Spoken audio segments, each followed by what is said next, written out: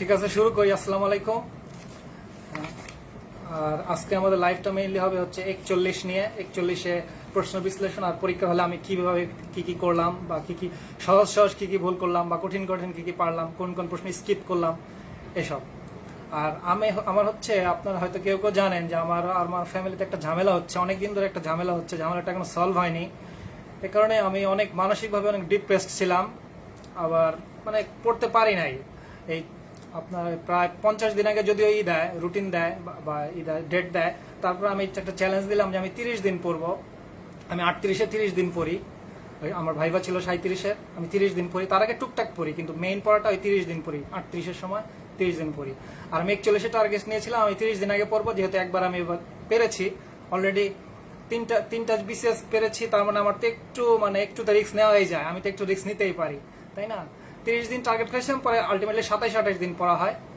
Mainly আমি 27-28 দিন পড়ি। আর হচ্ছে আরেকটা পরীক্ষা হলো, আরেকটু সমস্যা হয়েছিল। নর্মালি তো আমরা অ্যাডমিট কার্ডে লিখি প্রশ্ন, ম্যাথ বিশেষ করে অ্যাডমিট কার্ডে লিখি, কিন্তু আমার ম্যাডাম করলো কি, বললো যে অ্যাডমিট কার্ডে লেখা যাবে না, প্রশ্নে লেখা যাবে।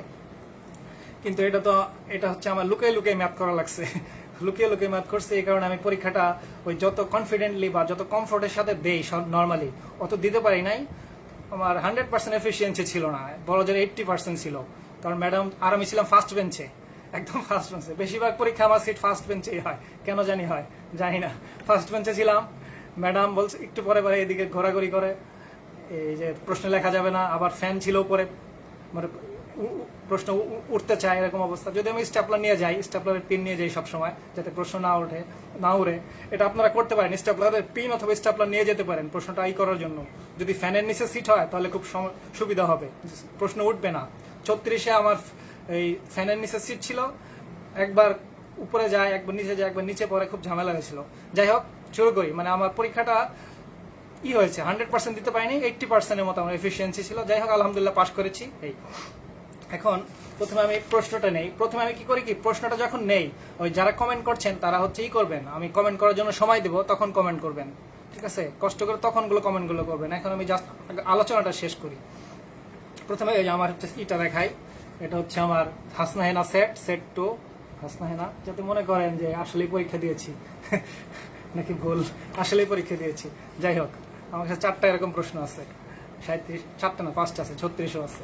যাই হোক, প্রথমে আমি প্রশ্নটা পাই। প্রশ্নটা পাওয়ার পর আমি কি করি, ম্যাক্সিমাম 30 সেকেন্ড একটু দেখি। এই ম্যাক্সিমাম 30 সেকেন্ড প্রশ্নটা একটু উল্টো পাল্টে আমি দেখি কি অবস্থা। ম্যাক্সিমাম 30 সেকেন্ড আপনারা এটা করতে পারেন, এটা করলে ভালো। 30 সেকেন্ড দেখে আমি করি যে প্রশ্নটা কি কঠিন হয়েছে, গতানুগতিক হয়েছে, 36-38-এর মতো হলো, নাকি 35-47-40-এর মতো হলো। জাস্ট 30 সেকেন্ড একটু দেখি। তখনই আমার মাথায় কাটমার্ক মোটামুটি সেট করা শেষ। ওই 30 সেকেন্ড, ম্যাক্সিমাম 30 সেকেন্ডে যে কয়েকটা প্রশ্ন দেখি, এটা তো গতানুগতিক আসে না, কঠিন আসছে, আমার কাটমার্কস তখন মাথায় করা শেষ যে 100-র আশেপাশে কাটমার্কস হবে। তখন আমি কি করি, তাহলে ওই অনুযায়ী অ্যান্সার করতে হবে, মানে অত করা যাবে না। আমার সাবধানে অ্যান্সার করতে হবে। যেটাই হোক, সাবধানে হোক বা অসাবধানে হোক, মানে কাটমার্কস আমি প্রথমে একটা ধারণা নেই পরীক্ষাটা কেমন হলো, প্রশ্নটা কেমন হলো, গতানুগতিক না গতানুগতিকের বাইরে, এরকম একটা ধারণা নেই। এটা আপনারা করতে পারেন, যে একদম প্রথম থেকে প্রশ্ন দেখবেন, একটার পর একটা দেখবেন, একটার পর একটা দেখবেন, তাহলে একটু ঝামেলা হতে পারে, যে কিছু প্রশ্ন কঠিন আসতে পারে, কিছু প্রশ্ন আপনার মানে কাটমার্কসটা যদি আগে বুঝতে পারেন তাহলে ভালো। পরীক্ষা শুরুর আগে যদি মোটামুটি বুঝতে পারেন ভালো। তো এটা সহজ হবে না, একদিনে হবে না, এর জন্য অনেক পরিশ্রম করা লাগে, এই আর কি। যাই হোক, প্রথমে আমি ইংলিশ আসে। আমার সেটা প্রথমে হচ্ছে ইংরেজি। আমি ইংরেজিটা হচ্ছে, আমি গ্রামারেরটা হচ্ছে, মানে গ্রামার বই পড়ে পড়ে গ্রামারটা শেখাচ্ছে। আমি ওই টিভি দেখে, সিনেমা দেখে গ্রামার এইভাবে শিখেছি তো বেশি। এ কারণে আমার গ্রামারটা হচ্ছে, মানে যেটা আমার কাছে ন্যাচারাল মনে হয়, এটা ঠিক, এটাই মনে হয় ঠিক, এরকম। এই কারণে আমি হচ্ছে ইংরেজিটা পরে অ্যান্সার করি, একটু পরে অ্যান্সার করি। শেখ আহমদ সাহেব ভাই, প্রশ্ন পরে করেন, সময় দিব। 30 সেকেন্ড না, 10 সেকেন্ডেই বোঝা যায়। 10 সেকেন্ডেই বোঝা যায়, প্রশ্ন দেখেই বোঝা যায়, কয়েকটা প্রশ্ন দেখলেই বোঝা যায়। এটা আপনিও পারবেন। যাই হোক, আলোচনায় আসি। ওই ইংরেজি, এই কারণে হচ্ছে ইংরেজি গ্রামারটা আমি একটু দেরিতে শুরু করি। যদিও প্রশ্নটা শুরুতে দিয়েছে, আমি একটু দেরিতে করবো, মাথাটা আরেকটু গরম হোক, আরেকটু ওয়ার্ম আপ হোক, তারপর আমি গ্রামার শুরু করবো, যাতে আমি আমার ফর্মে আসতে পারি। ফর্মে যদি আসতে পারি তাহলে গ্রামারটা আমার ন্যাচারালি আসবে, নাহলে ন্যাচারালি আসতে নাও পারে। তাহলে ইংরেজিটা বাদ দিলাম। তারপর আমার কি আসলো, সাধারণ জ্ঞান আসলো। সাধারণ জ্ঞানের মধ্যে বাংলাদেশ, এটা হচ্ছে 36 নম্বর প্রশ্ন। ওই যে ওআইসির একটা শীর্ষ সম্মেলন কবে হয়, প্রশ্নটা আমার হয়। আমি আজকে প্রথমে করবো যেসব প্রশ্ন আমার হয় না, ভুল হয়েছে, যেগুলো আমি অ্যান্সার করি নাই, আর যে প্রশ্নগুলো একটু ক্রিটিক্যাল মনে হচ্ছে ওগুলো নিয়ে আলোচনা করবো সবার আগে। ঠিক আছে, ওগুলো সবার আগে আলোচনা। 36-এর এটা প্রশ্ন, আর কোন কোন প্রশ্ন আমি না পড়ে পেরেছি বা কোনো আলোচনা থেকে শিখেছি বন্ধুর কাছ থেকে।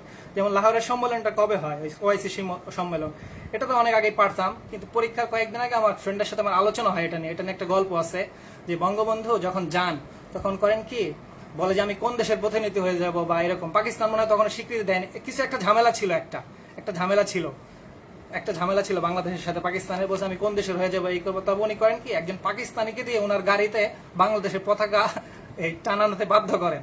এরকম একটা গল্প আছে, আমি শুনেছিলাম একজন বড় ভাইয়ের কাছে। ওইরকম আমরা ডেটটা নিয়ে আলোচনা করি, তারপর এটা আমার কনফিউশন ছিল না, যদি 2টা ডেট দেয় এটা আমি পারি। এটা অত কঠিন ছিল না, কিন্তু এরকম আলোচনা করলে পারা যায়, অনেক কিছু বন্ধু বান্ধবের সাথে আলোচনা করলে প্রশ্ন পারা যায়। এটা মেইন জিনিস, এটাই আমি বোঝাতে চাচ্ছি যে বই পড়ার পাশাপাশি একটু আলোচনা করলে জিনিসগুলো মনে থাকে বেশি। তারপর একটা প্রশ্ন হচ্ছে জুলিও কুরি শান্তি পুরস্কার এটা কবে প্রদান করে, এটা কিন্তু সঠিক উত্তর ছিল না। এখন কারো মতে কেউ বলে যে ওই তারিখ থাকলেই হবে, ওই 23শে মে বা 1972 বা 21শে মে বা 1972, যে কোনো এক পার্ট ঠিক হলেই নাকি ওটা পিএসসি ধরে নেবে যে এটা ঠিক। আসলে এটা আমি স্বীকার করি না। আমি মনে করি যে প্রশ্নটা স্পষ্ট দেখা যাবে এখানে ভুল, ওটা অ্যান্সার না করাটাই বুদ্ধিমানের কাজ। স্পষ্ট, কারণ কে জানে পিএসসি চালাকিও হতে পারে, 100% ভুল, এটা বোঝাই যাচ্ছে যে এখানে উত্তর নাই।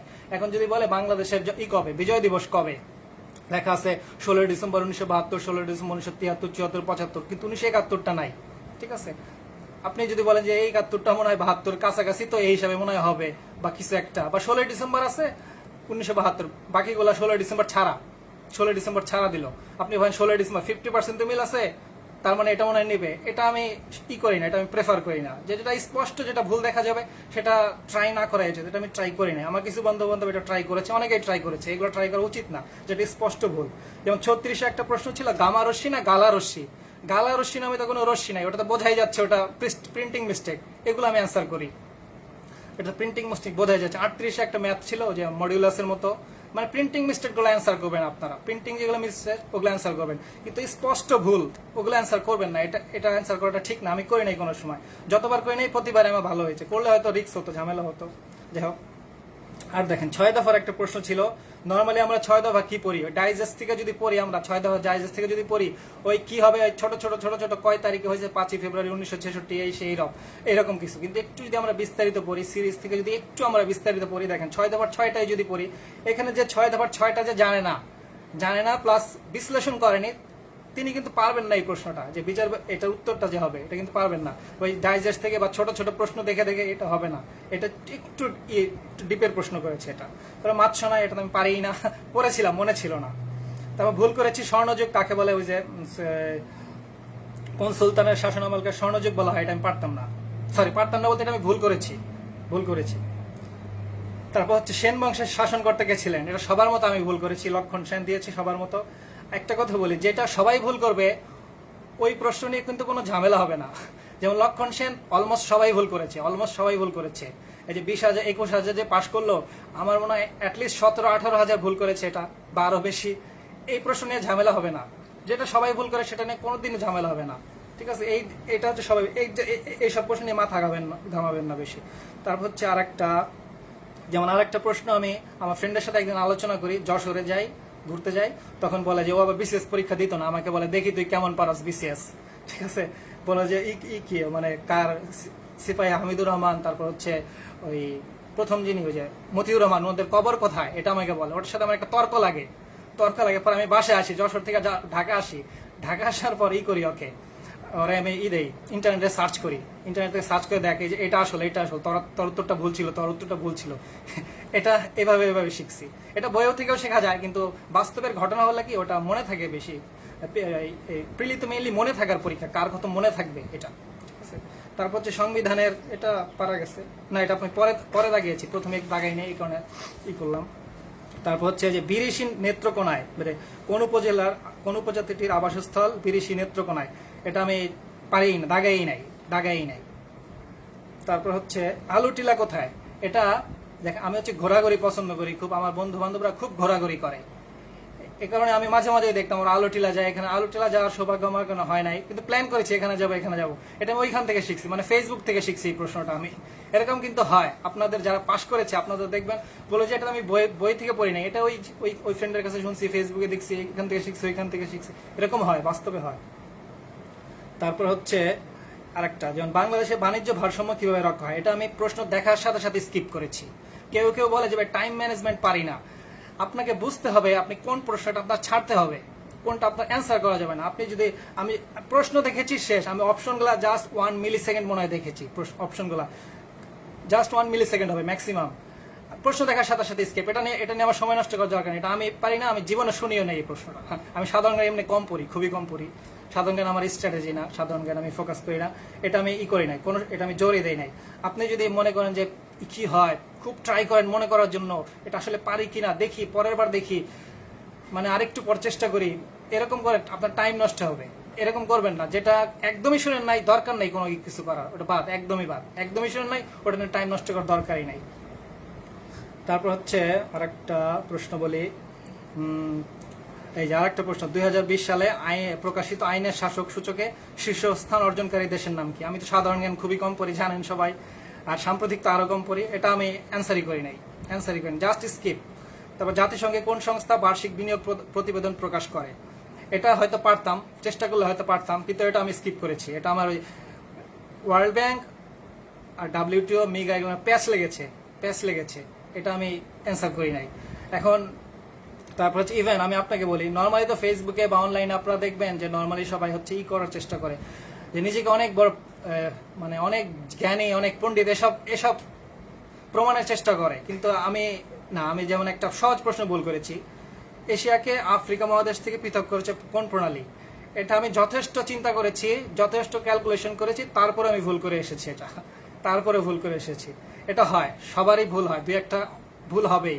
কারণ আপনারা যে কোপা আমেরিকার ফাইনাল দেখলেন, মেসি কি ফাইনালে একটা শেষ মুহূর্তে একটা গোল মিস করলো, কিন্তু ওইরকম গোল মেসিকে যদি আরেকটা সুযোগ দেয়, চোখ বন্ধ করে গোলটা দিতে পারবে। কিন্তু হয়, এরকম ভুল হবেই, কিছু ভুল হবেই।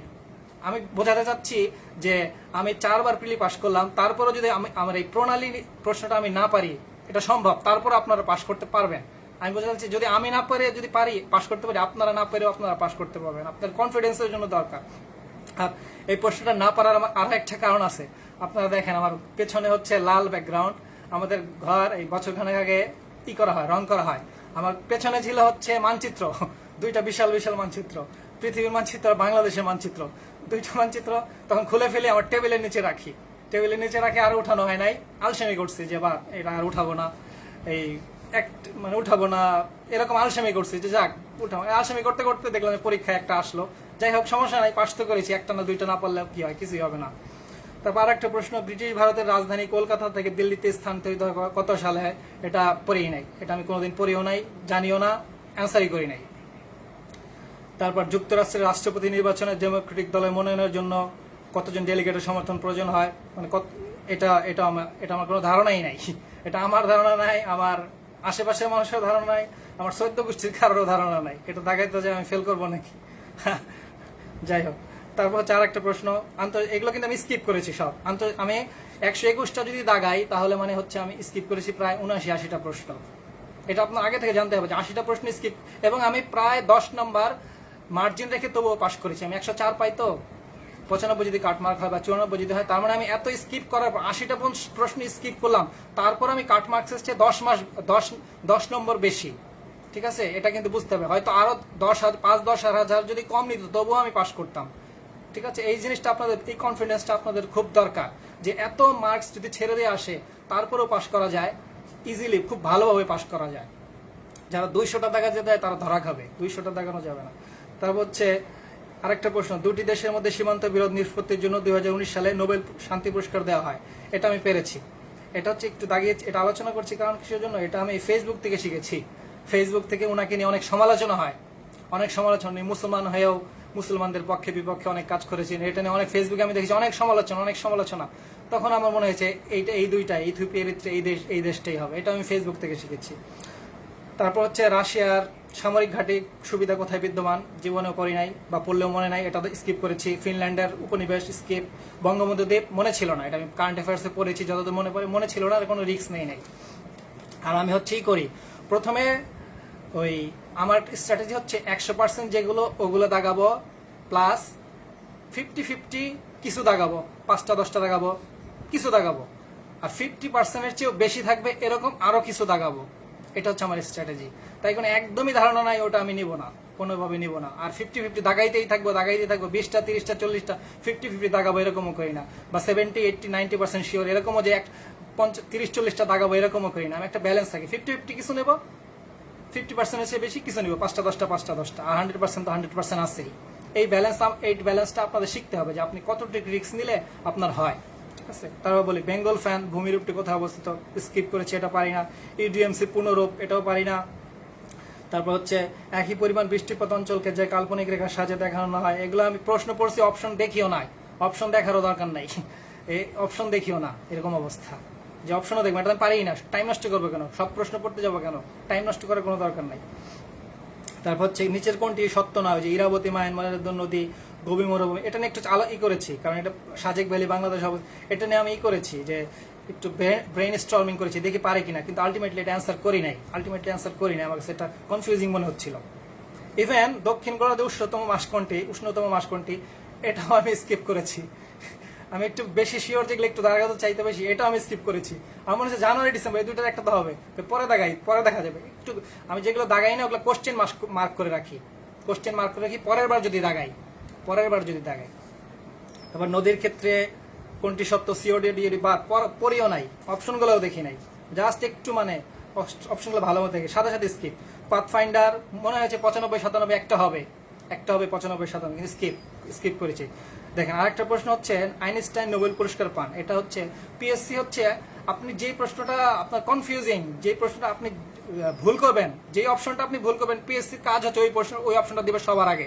যেমন আইনস্টাইন নোবেল পুরস্কার পান আপেক্ষিক তত্ত্বের উপর, বেশিরভাগই এই উত্তরটা দিবে, যারা ফেল করেছে বেশিরভাগই। ইভেন আমার একটা ফ্রেন্ড 36-এ নন ক্যাডারে আছে, 38-এ ভাইভা দিয়েছে, 40-এও ভাইভা দিবে, ও এই প্রশ্নটা ভুল করছে। ও কি করছে, আপেক্ষিক তত্ত্ব দিয়েছে, কিন্তু এটা আপেক্ষিক তত্ত্ব হবে না, আলোর তড়িৎ ক্রিয়া হবে। ফিজিক্সের বা বিজ্ঞানের এসব জিনিস আপনারা কিছু জিনিস শিখে রাখবেন, কিছু জিনিস আমরা জানি যেটা ওইটা ওইরকম না আসলে। এটা আইনস্টাইনের নোবেল আমি যখন মডেল টেস্ট নিয়েছিলাম ওখানেও দিয়েছিলাম, কারণ জানি এটা অনেকেই ভুল করবে, ইভেন পাশ করা স্টুডেন্টও অনেকেই ভুল করেছে।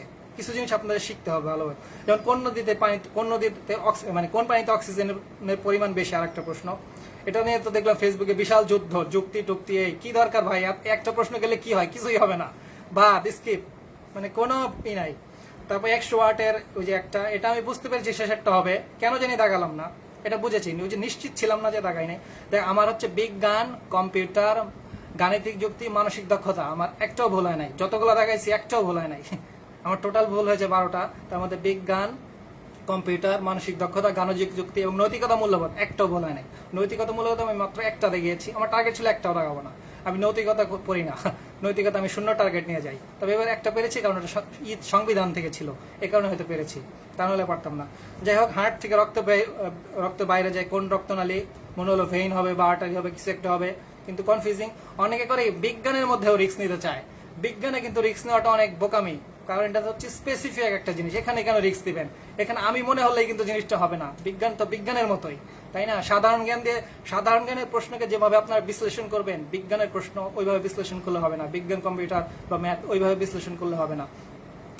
আমি মনে করি ম্যাথে 1 পাওয়া মানে হচ্ছে আপনার ওই সাধারণ জ্ঞানে 2 পাওয়ার সমান, বিজ্ঞানে 1 পাওয়া সাধারণ জ্ঞানে 2 পাওয়ার সমান, বাংলাতে 2 পাওয়ার সমান, কারণ এটা কিন্তু সবাই পারবে না। এখানে আপনি খুব সাবধানে এখানে অ্যান্সার করবেন, আর ভুল যাতে না হয় এটা খেয়াল করবেন। বিজ্ঞানটা গুরুত্ব দিতে হয়, অনেকে গুরুত্ব দেয় না। আজকে সকালে একজন ফোন করেছে, গ্রুপের একজন, কম্পিউটারের সহজ সহজ প্রশ্ন পরে পারিনি, বলছে ভাই আমি গুরুত্ব দিই নাই, এত অন্য সাবজেক্টগুলোতে গুরুত্ব দিলাম। যাই হোক, আর পরের প্রশ্নে যাই। ওই যে একটি সিস্টেম থেকে যে আইটেমগুলো এক প্রান্তে সংযোজিত হয় কিন্তু অন্য প্রান্তে সরানো হয়, তার নাম, এটা তো আমি জীবনেও জানি না, পড়ি নাই, বাদ স্কিপ।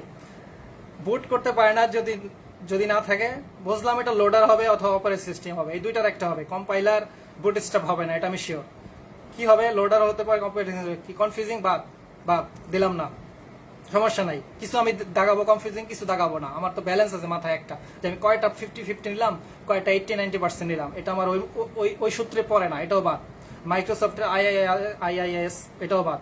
ব্লুটুথের দূরত্ব কত, 10-30, এত এত এক্সাক্ট জিনিস আমি পড়ি না নর্মালি, যে বিজ্ঞান থেকে আর কম্পিউটার থেকে যে কত সালে কি হয়েছে, কত সালে কি হলো, এটার দৈর্ঘ্য কত, একদম যে ডাটা থাকে, আমি নর্মালি সব পড়ি না। বিজ্ঞানে যাতে প্রশ্ন আসে না, ব্লুটুথে তো আসছে, যাই হোক একটা প্রশ্ন আসছে, দাগাই নাই, হয়তো দাগালে হয়তো বা হয়তো না, ওটা ব্যাপার না।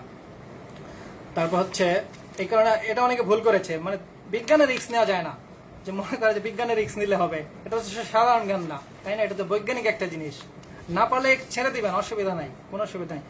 এপিআই মানে কি, এটাও দেখায়নি। তারপর গেটের অঙ্কটা আসছে, এটা আমি পেরেছি, কারণ আমি গেট সবসময় করি। আমি কম্পিউটারে দুইটা জিনিস সবসময় করি, একটা হচ্ছে গেট, আর একটা হচ্ছে ওই binary digital decimal binary conversion. এই দুইটা জিনিস আমি সবসময় করে যাই, এবং প্রায় সবসময় আমি এটা পারি, প্রায় সব, কারণ আমি জানি এখান থেকে প্রশ্ন আসবেই, আর প্রশ্ন আসবে, এবং এটা থেকে অনেকেই পারবে না, লক্ষ লক্ষ স্টুডেন্টের উত্তর পারবে না। আমি যদি এখান থেকে একটা নম্বর বা দুইটা নম্বর যদি নিশ্চিত করতে পারি, আমি অনেক এগিয়ে যাবো অন্যদের চেয়ে। এই কারণে আপনাদের প্রতি পরামর্শ থাকবে, আপনার গেটের অঙ্ক আর হচ্ছে ডেসিমাল বাইনারি ডেসিমাল, এই কনভার্সনটা শিখবেন।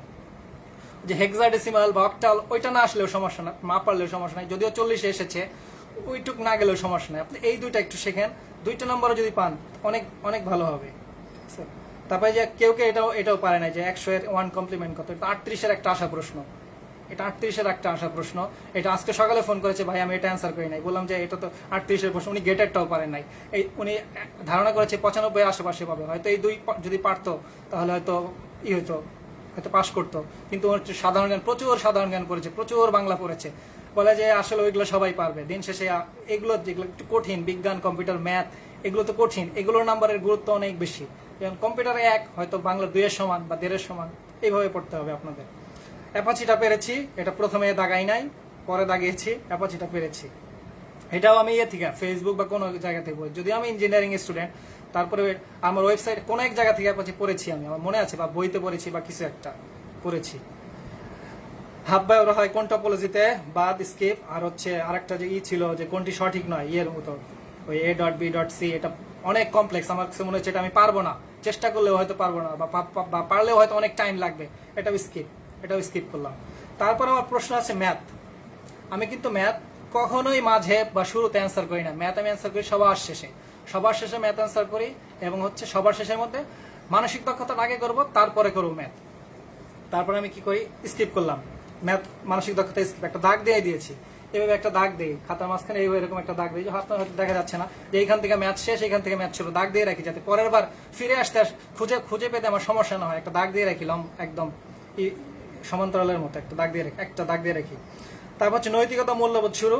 আমি তো নৈতিকতা প্রশ্ন তো এমনিই কনফিউজিং, আর আমার টার্গেটে থাকে এটা আমি অ্যান্সার করবো না, কনফিউজিং, একদম 100% না হলে অ্যান্সার করবো না। নৈতিকতা একদম বাদ দিতে একদম, মানে 9টা বাদ, জাস্ট 165 নম্বরে যেটা ছিল সংবিধান থেকে, ওটা অ্যান্সার করেছি। আমার প্রতি BCS এ নৈতিকতা আমি সর্বোচ্চ 1 থেকে 2 নম্বর পাই, 1 থেকে 2 নম্বর আমি পড়ি কি নৈতিকতায়, বিগত 4-5টা BCS এ যেই প্রশ্ন আসলো ওইটা পড়ি, আসলে আসুক না আসলে নাই সমস্যা নেই, এরকম একটা। আর কারেন্ট অ্যাফেয়ার্স থেকে বা ওই বিশেষ সংখ্যা থেকে একটু পড়ি, এরকম একটু পড়ে যাই, এটা নিয়ে আমি মাথা ঘামাই না, এটা খুব কনফিউজিং প্রশ্ন থাকে, আমার কনফিউজিং জিনিস শিখতে ভালো লাগে না, ঠিক আছে। এটা আপনারা পড়তে পারেন, বিগত BCS থেকে পড়তে পারেন, সাথে বিশেষ সংখ্যা থেকে কিছু পড়তে পারেন, বা 4-5 পৃষ্ঠা হবে এরকম কিছু পড়বেন, খুব বেশি পড়ার দরকার নাই। নৈতিকতা, মূল্যবোধ থেকে যে একটা ওই 20, 30, 40, 50 পেজ পড়বো, 10-এ 10 কমন আসবে, এগুলো 10 এই প্রশ্ন এত কনফিউজিং হয়, কমন আসলেও মনে হয় যে এটাই উত্তর না, এটাই উত্তর হবে না, এরকম হয়। যারা 43 দিবেন তারা হয়তো বুঝতে পারছেন না, যারা 41 দিয়েছেন অলরেডি তারা বুঝবেন যে প্রশ্ন পরীক্ষার হলে কি অবস্থা হয়, খুব কনফিউজিং মনে হয়, এটা না এটা, এটা না এটা, ঠিক আছে। তারপর হচ্ছে কালকোট যে নামে পরিচিত ছিলেন কোন লেখক, এটা তো সমরেশ মজুমদার না সমরেশ বসু, এটা নেই কনফিউজিং। এই কারণে আপনারা কোন কি এই জাতীয় প্রশ্ন আগে হতো না, এখন হচ্ছে। আপনার হচ্ছে 2টা নেমে শিখে রাখবেন, যে মজুমদার আগে জাস্ট আপনার শিখলাম সমরেশ, এরকম না, এখন 2টাই শিখে রাখবেন, নামগুলো আরেকটু ভালো মতো শিখে রাখবেন, আবুল হাসান না আবুল হোসেন, এরকম হুমায়ুন আজাদ না হুমায়ুন আহমেদ, একটু ভালো মতো শিখে রাখবেন, তাহলে আপনার পাবেন। যেহেতু এই জাতীয় প্রশ্ন আসছে, পরবর্তীতে 2-1টা আসতে পারে, আর কনফিউজিং প্রশ্নের একটা নাম্বার বেশি পাওয়া মানে অন্য 2-3টা নাম্বার বেশি পাওয়ার সমান। তারপর হচ্ছে আরেকটা প্রশ্ন বলি, এটা ইংরেজি ভাষায় জীবনানন্দ দাশের গ্রন্থটি কে লিখেছেন। এটা আমার আরেক ফ্রেন্ড আছে, ও 36-এ ভাইভা দিত। আমি করতাম কি, 36-এ ভাইভা প্রশ্ন কালেক্ট করার জন্য পিএসসিতে প্রায় 20 দিন গিয়েছিলাম। তখন পিএসসিতে যারা বরিশালের বা এরকম জীবনানন্দ দাশের সাথে যাদের মিল আছে, তাদের একটা প্রশ্ন জিজ্ঞাসা করতো যে এই জীবনানন্দ দাশের উপর গ্রন্থ কে লিখেছেন, এরকম একটা প্রশ্ন জিজ্ঞাসা করে ভাইভা বোর্ডে। আমি ওই তখন আমার 37-এর রিটার্ন শেষ, 36-এর ভাইভা, তখন থেকে এই প্রশ্নটা আমি শিখেছি, যেটা ক্লিনটন বেশি আমার মাথায় ছিল তখন থেকেই। এরকম আপনারা আশপাশ থেকে কিন্তু অনেক কিছু শিখতে পারবেন, ওগুলো হচ্ছে আরো এভার লাস্টিং হয়, ওগুলো মাথায় আরো মনে থাকে বেশি, যেগুলো আশপাশ থেকে শিখবেন, বাস্তব জীবন থেকে যেসব শিখতে পারবেন। অনেকে শুধু বই পড়ে, শুধু বই পড়ার চেয়ে আশপাশ থেকে শিখতে পারলে ওটা মনে থাকে খুব বেশি। তার মানে না এই যে শুধু আশপাশ থেকে শিখবেন, শুধু রেফারেন্স বই শিখবেন, এটা কিন্তু না। রেফারেন্স বই না, মেইনলি ওই বিগত প্রশ্ন বা মেইনলি আপনার স্ট্র্যাটেজি যেটা থাকে ওভাবেই পড়বেন, কিন্তু চোখ কান খোলা রাখবেন। ঠিক আছে, চোখ কান খোলা রাখবেন। আমি একটু আসি, আমি একটু নক করছি, একটু আসি কষ্ট করে একটু।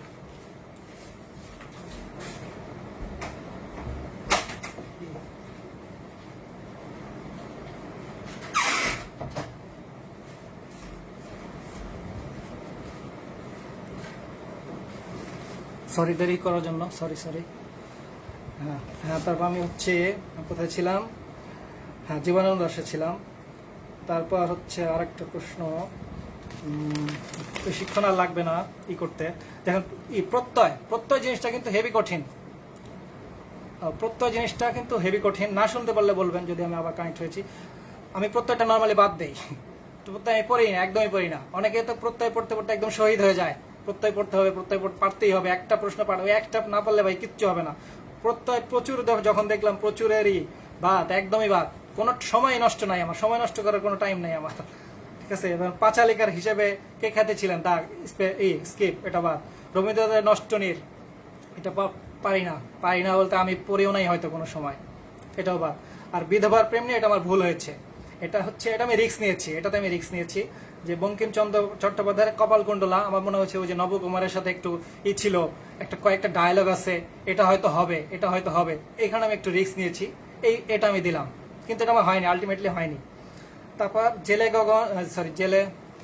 জেলে জীবন কেন্দ্রিক উপন্যাস কোনটি, এটা আমি দাগাইনি, এটা বোঝা গিয়েছে, এটা হয়তো গঙ্গা হবে, যেহেতু জেলে গঙ্গা একটা নদীর নাম হতে পারে। কিন্তু আমি করি কি, আমি ভাবি যে পিএসসি আমাকে পেঁচানোর জন্য গঙ্গাটা দিয়েছে, আমি এরকম ভাবি। নর্মালি এটাই হয়, পিএসসি এরকমই করে। এখানে আমি রিস্ক নেই না, যে প্রশ্নটা আমি কোনোদিন পড়েই নাই ওখানে কেন রিস্ক নিব? এটা তোমার 50-50ও না, 50-50 হতো, এটা তোমার 50-50ও না, এটা আমার 0%, কাইন্ড অফ 0%, এটা কাইন্ড অফ 0%, যে এখানে যদি দাগায়, এটা এত রিস্ক আমি পছন্দ করি না, যে নদী হয়েছে দেখে জেলে জীবন হবে, এটা আমি নেই না, এই জাতীয় রিস্ক আমি নেই না।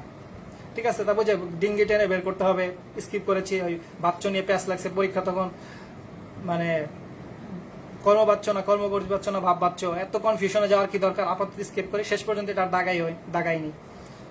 তবে সবচেয়ে কম বয়সে বাংলা একাডেমিকে পুরস্কার পান, এটা আমি জীবনে শুনি নাই, জীবনে পড়ি নাই, এবং জীবনে পড়বও না। ঠিক আছে, জীবনে পড়বও না। তারপর ঢাকা বিশ্ববিদ্যালয়ের ছাত্র মৃত্যুর প্রতিবাদে কোন পদত্যাগ করেছিলেন, জীবনেও পড়ি নাই, জানতাম না, স্কিপ, সাথে স্কিপ। ওইটা আমি অপশনও দেখবো না, যে প্রশ্নটাই আমার ভালো লাগে নাই, যে আমি জানি যে প্রশ্নটাই আমি পারি না, অপশন দেখে কেন আমি ওই হাফ সেকেন্ড সময় নষ্ট করবো? অপশনও দেখবেন না, যে প্রশ্ন আপনি পারেন না অপশনও দেখার দরকার নাই। ঠিক আছে, এরকম।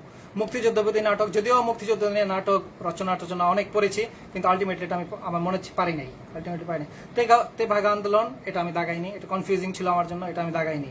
তারপর তারাশঙ্কর বন্দ্যোপাধ্যায় 1972 সালে প্রকাশিত উপন্যাসটির নাম, পারি না, জীবনেও পড়ি নাই। সমত্ব শব্দটির উৎপত্তি কোন শব্দ থেকে, পারি নাই, একদম স্কিপ, কোনো সময় নষ্ট করে নাই। গ্রাম বার্তা প্রকাশিকা, এটা নিয়ে পড়েছি, আগে কিছু পড়েছি, কিন্তু পত্রিকার স্থান কোথা থেকে প্রকাশিত এটা আমি পারতাম না, এটা আমি পড়ি নাই, পড়লেও মনে নাই, এক কথা স্কিপ করেছি। তারপর কুশিতজীবী, একটা প্রশ্ন ছিল, কুশিতজীবী কাদের বোঝায়? এটা আপনারা হয়তো বা আমিও হয়তো চিন্তা করতে পারতাম, কুশিতজীবী হচ্ছে জীবী আছে শেষে, আর একটা অপশনে কৃষিজীবী আছে শেষে, দুই জীবী, তার মানে এটা মনে হতে পারে অ্যান্সার। এটা কিন্তু 50-50 না, এটা হচ্ছে যা ঢিল মারা, যদি লাগা যায়, এই জাতীয় কাজ করবেন না। আলটিমেটলি এটার উত্তর হবে সুদখোর, আলটিমেটলি কৃষিজীবী হবে না। এই জাতীয় কাজ করলে আলটিমেটলি ভুলই হবে আপনার। এই জাতীয় রিস্ক দিবেন না, যদি লাগা যায়, বা এটা উচ্চারণ করতে এরকম, এটা উচ্চারণ করতে এরকম, তাহলে মনে হয় মিল হবে, এরকম হবে না। ঠিক আছে, তারপর পুরস্কার, একটা বানান শুদ্ধ, দেখেন আমি এতবার বানান পড়ি, তারপরও আমি এটা ভুল করে আসছি পরীক্ষার সময়। এটা হচ্ছে আমি আবিষ্কার দিয়ে এসেছি, কোন বানানটি শুদ্ধ, এটা আমার আবিষ্কার হয়েছে, আবিষ্কার দিয়েছি, ভুল হয়েছে, এটা আমার ভুল হয়েছে, এটা আমি খেয়াল করতে পারি না। আমার সত্যটা মনে হয়েছে আমার কাছে এটা সঠিক উত্তর, কিন্তু সত্য যে আরেকটা সত্য আছে আম সত্য, অন্তঃসত্ত্বা, ওই সত্যটা আমার মাথায় ছিল, এই সত্যটা আমার মাথায় ছিল না, যে ওই কপিরাইটের যে সত্য, এই সত্যটা আমার মাথায় ছিল না পরীক্ষা হলে। এটা হতেই পারে, দুই একটা প্রশ্ন এরকম আমার জানা মতে আমার 2টা বা 3 বড় জোর 1-2টা প্রশ্ন ভুল হয়েছে, সোজা প্রশ্ন 1টা বা 2টা ভুল হয়েছে, বড় জোর 1টা বা 2টা, এটা 1-2টা। তারপর এখানে ইংরেজিতে যাই, দেখেন ইংরেজি কি করলাম আমি। লিটারেচার নিয়ে তো অনেকের ভয় থাকে, আমারও ভয়, ভয় না, আমার হচ্ছে যে ওই স্ট্যান্ডার্ড প্রশ্ন আসলে 12-13 পাবো, আর যদি কঠিন প্রশ্ন আসলে কেউ পারবে না, আমি পারবো না, সমস্যা নাই, বড় জোর ইংরেজির স্টুডেন্টরা পারবে। এর অ্যাটিটিউডটা এরকমই থাকা উচিত পরীক্ষা হলে, যে কেউ পারবে না, আমি পারবো না, সমস্যা নেই, কারণ আমি তো জানি আমি অনেক পড়াশোনা করে গিয়েছি, তাই না? এরকম একটা কনফিডেন্সে যেতে হবে। যাই হোক, প্রথমে এখন ইংরেজির প্রশ্নে আসি। কি হোয়াই দেন টিটস কি জানে লেখা, এটা কোন ড্রামা থেকে নিয়ে আসছে? বাদ, পড়েও নাই, বাদ, একটা অপশন বাদ। মেড মাই ওয়ার্ক অ্যান্ড ফেট, এটা রিটেন বাই কি? বাদ, এটা আমার ভালো লাগে না প্রশ্ন, তাই না? পড়িও নাই, জীবনে পড়ি নাই, কেন টাইম নষ্ট করবো এটার পিছে? কোনো টাইম নষ্ট করবো না। Give somebody a piece of your mind means to, এটা আমার কাছে অনেক কনফিউজিং মনে হয়েছে, আমি দেই নাই, কারণ অপশনগুলো কনফিউজিং ছিল, অ্যান্সার করি নাই। To win a prize in ambition, to win a prize is my ambition, the underline part of his sentence, এটা আমার কাছে আমি গ্রামার অত ডিপে পড়ি না কোনো সময়, সত্যি কথা যেটা, আমি গ্রামার অত ডিপে পড়ি না, আমার কাছে ন্যাচারালি যেটা মনে হয় সঠিক ওইটা আমি অ্যান্সার করি, এটা আমি অ্যান্সার করি নাই। আর হচ্ছে এখন একটা ইম্পর্টেন্ট কথা বলবো, খুব important, choose the word opposite in the meaning to terse. দেখেন ভোকাবুলারি 41-এ মাত্র 2টি ভোকাবুলারি এসেছে, পুরা ভোকাবুলারি মাত্র 2টি এসেছে, কিন্তু আমরা কি করি ভোকাবুলারির জন্য জিআরের এই 5000 ওয়ার্ড মুখস্থ করি, ব্যারন স্টোফেল, এই সেই কত বই আছে।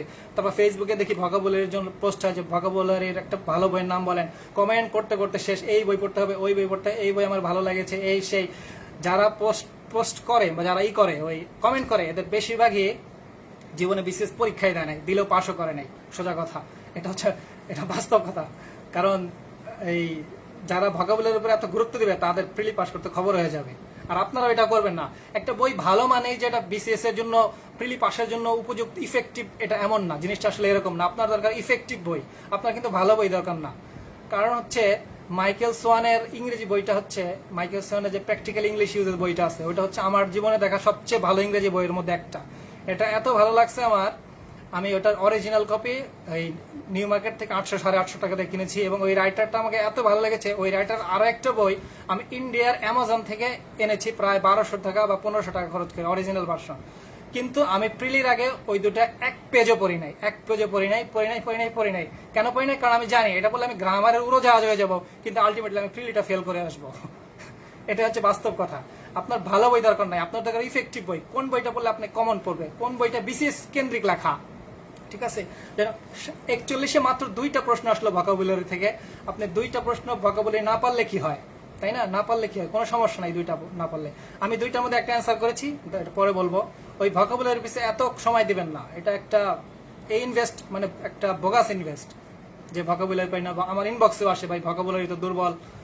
আমি বেশিরভাগই লিখি ভোকাবুলারি কি শিখবেন, বিগত বিসিএস আর বিগত বিভিন্ন প্রশ্ন যে আছে, বিভিন্ন পরীক্ষা আসা প্রশ্নগুলো, ওগুলো শিখবেন। ওখান থেকে আসলো, না আসলে নাই। আর আপনার কি মনে হয় 5000, 3000, 1000 ভোকাবুলারি শিখলে পরীক্ষা হলে সব আপনার মনে থাকবে?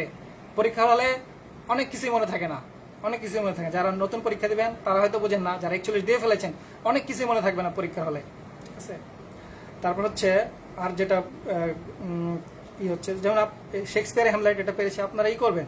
Shakespeare, Charles Dickens, George Bernard Shaw, এরকম যারা রিনোন ওয়েল নন যারা, তাদের ক্যারেক্টারগুলো পড়বেন, তাদের নাটকগুলো পড়বেন, একটু 4-5 জন ম্যাক্সিমাম, তাদের এগুলো পড়বেন, প্রত্যেকটা রাইটারের প্রত্যেকটা ক্যারেক্টার পড়তে হবে না, প্রত্যেকটা ক্যারেক্টার না পড়লে সমস্যা নাই, ওয়েল নন গুলো পড়লেই হবে, ওয়েল নন যেগুলো সেগুলোর ক্যারেক্টার পড়বেন, কিন্তু বিগত প্রশ্ন এগুলো সবগুলোরই পড়বেন, সবারটাই পড়বেন। আর একটা কি ছিল, ওয়াজ দিস ফেস, আমি 7-8-এর মতো মনে হয় পেয়েছি ইংলিশ লিটারেচারে, 15-এর মধ্যে 7-8 মনে হয় পেয়েছি, কিন্তু তাও তো ইজিলি পাস, ভালোভাবেই পাস, অনেক মার্জিন রেখে পাস, তাই না? এটাই কিন্তু হয়। আর একটা প্রশ্ন কি ছিল, was this face that launch 1000 ships, কি যেন টপলেস টাওয়ার্স অফ ইলিয়াম, কি যেন লেখছে, দরকার নাই পড়া। তারপর একটা প্রশ্ন, দ্য ক্যারেক্টার আলফ্রেড ডোলিটল, বা পড়ার দরকার নাই, আমি পড়ি নাই জীবনে। তারপর কি, দ্য লাভ সং, এটা আমার পারা উচিত ছিল, এটা পারা ছিল, এটা আমার মনে ছিল না, ওই সময় আমার মনে ছিল না। The love song of Alfred proof rock বা যা, এটা আমার পারা উচিত ছিল, এটা আমি পারি নাই, সমস্যা নাই, দু একটা তো হবেই, দু একটা তো হবেই। তারপর পিপ, এটা আমি পারি নাই, এটা অ্যান্সার করি নাই, এটা আমার পারা উচিত ছিল, এটা আমি অনেকবার পড়েছি কিন্তু মনে নাই, ওই মুহূর্তে মনে নাই, কিচ্ছু করার নাই, দু একটা হবেই। তার মানে এই না যে আমি পিপ পারলাম না, পিপ কোনটার ক্যারেক্টার। ইভেন এটা আমি সিনেমাও মনে হয় দেখেছি, চার্লস ডিকেন্স নামে একটা সিনেমা আছে অস্কার পাওয়া, এটাও মনে দেখেছি, তাও মনে আসে নাই। মানে পরীক্ষা হলে কি মাথাটা ঠান্ডা রাখতে হবে, যে আরে একটা প্রশ্ন পারলাম না, আমি মনে হয় ফেল, আমি মনে হয় শেষ, এরকম না। আমি সব সময় ভাবি আমি পারছি না, তার মানে এটা খুব কম মানুষই পারছে, আর একটা দুইটা পারছি না তাতে কি সমস্যা নাই, তো তাতে কি একটা দুইটা না পারলে কিচ্ছু হয় না, তাই না, এরকম। তারপর একটা ছিল কোনটা singular plural, wood, fish, issue না লাইট, এটা কনফিউজিং মনে হয়েছে আমার কাছে, বাট বেশি কনফিউজিং আমি বেশি দেখাবো না।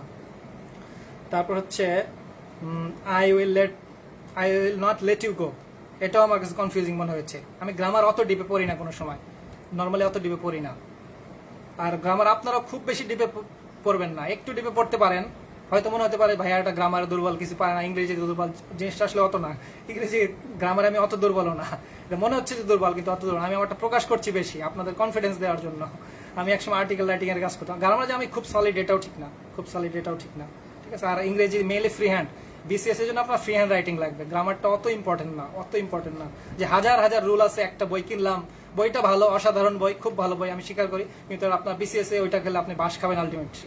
ওইটা ওই হাজার হাজার রুল যদি পড়তে যান, আমার ইনবক্সে মেসেজ আসে, ভাই এই বইতে হাজার হাজারটা রুল, পড়তে গেলে পাগল হয়ে যাব, কি করব বলেন, ঠিক আছে। হাজার হাজার রুলের যে কোনো সাবজেক্টের ক্ষেত্রে আপনি রুলের মধ্যে গভীরে চলে যাবেন মানে হচ্ছে আপনি শেষ, বেশি গভীরে যাওয়া যাবে না। আরেকটা প্রশ্ন, হোয়েন উশাসি এন্টার, এটা বুঝেছি, ইন্টু হবে না ইন্টু ছাড়া হবে, দুইটার একটা হবে, দুইটার একটা হবে, এটা আমার পারা উচিত ছিল, এটা আমি অনেকবার পড়েছি কিন্তু রিস্ক নেই নাই, রিস্ক নেই নাই। আরেকটা বাট কোথাতে প্রিপোজিশন হিসেবে ব্যবহার করা হয়েছে, এটা আমি নেই নাই, কারণ আমি এগুলো আমি পিএসসি কে আমি খুব অবিশ্বাস করি, আমি ধারণা করি আমাকে ফাঁদে ফেলানোর জন্য প্রশ্নটা করেছে, খুব অবিশ্বাস করি পিএসসি কে। নর্মালি 50-50 আমি কিছু নেবো, 50-50 চেয়ে বেশি নেবো।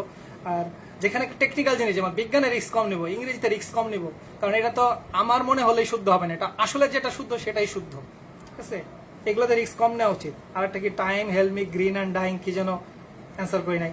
আর ভোকাবুলারিতে আমার যেটা ভুল হয়েছে আমি সেটা বলি, one whose attitude is it, drink and be merry, এটা আমি ম্যাটারিয়ালিস্টিক দিয়েছি, আমার কাছে মনে হয়েছে এটা বস্তু, ম্যাটার মানে বস্তু, ইট, ড্রিঙ্ক, মেরি, এগুলো বস্তু টাইপের কিছু একটা হবে, বস্তুর সাথে মিল আছে, আমার কাছে এটা মনে হয়েছে, এটা আমার ভুল হয়েছে, এটা আমার জন্য 0.5 আমার লস হয়েছে। আমাকে একটা ভুল হয়েছে মাত্র, আমি তো 3000, 2000, 5000 ভাগাও বলে শিখি নাই যে আমার 0.5 গেলে লস হবে, তাই না, 0.5 লস যাক, সমস্যা কি। তারপর ইভেন কমন জেন্ডার কোনটা, আমার কনফিউজিং হয়েছে, সোভারেন, এটা কি স্পেশাল কোনো মিনিং আছে যে মিনিংটা আমি জানি না, বা ডিকশনারিতে এমন কোনো স্পেশাল কিছু একটা মিনিং আছে, এটা হয়তো আমি জানি না, এটা হয়তো এক্সেপশনাল একটা কিছু, এখানে আমি অ্যান্সারটা করলাম না। ইভেন যে দ্যাট কি প্রোনাউন, অ্যাডজেক্টিভ না অ্যাডভার্ব, না বোঝা গেছে এটা প্রোনাউন অ্যাডজেক্টিভ, এই দুইটার একটা হবে, কিন্তু ওই যে পিএসসি থেকে আমি বিশ্বাস করি না, কারণ এটাও ছেড়ে দিয়েছি, এটা রিস্ক নেইনি। আমি এগুলা করবো কখন, যখন আমি দেখবো, একটু পরে বলছি এগুলো আমি কেন ছেড়ে দিয়েছি, একটু পরে বলবো।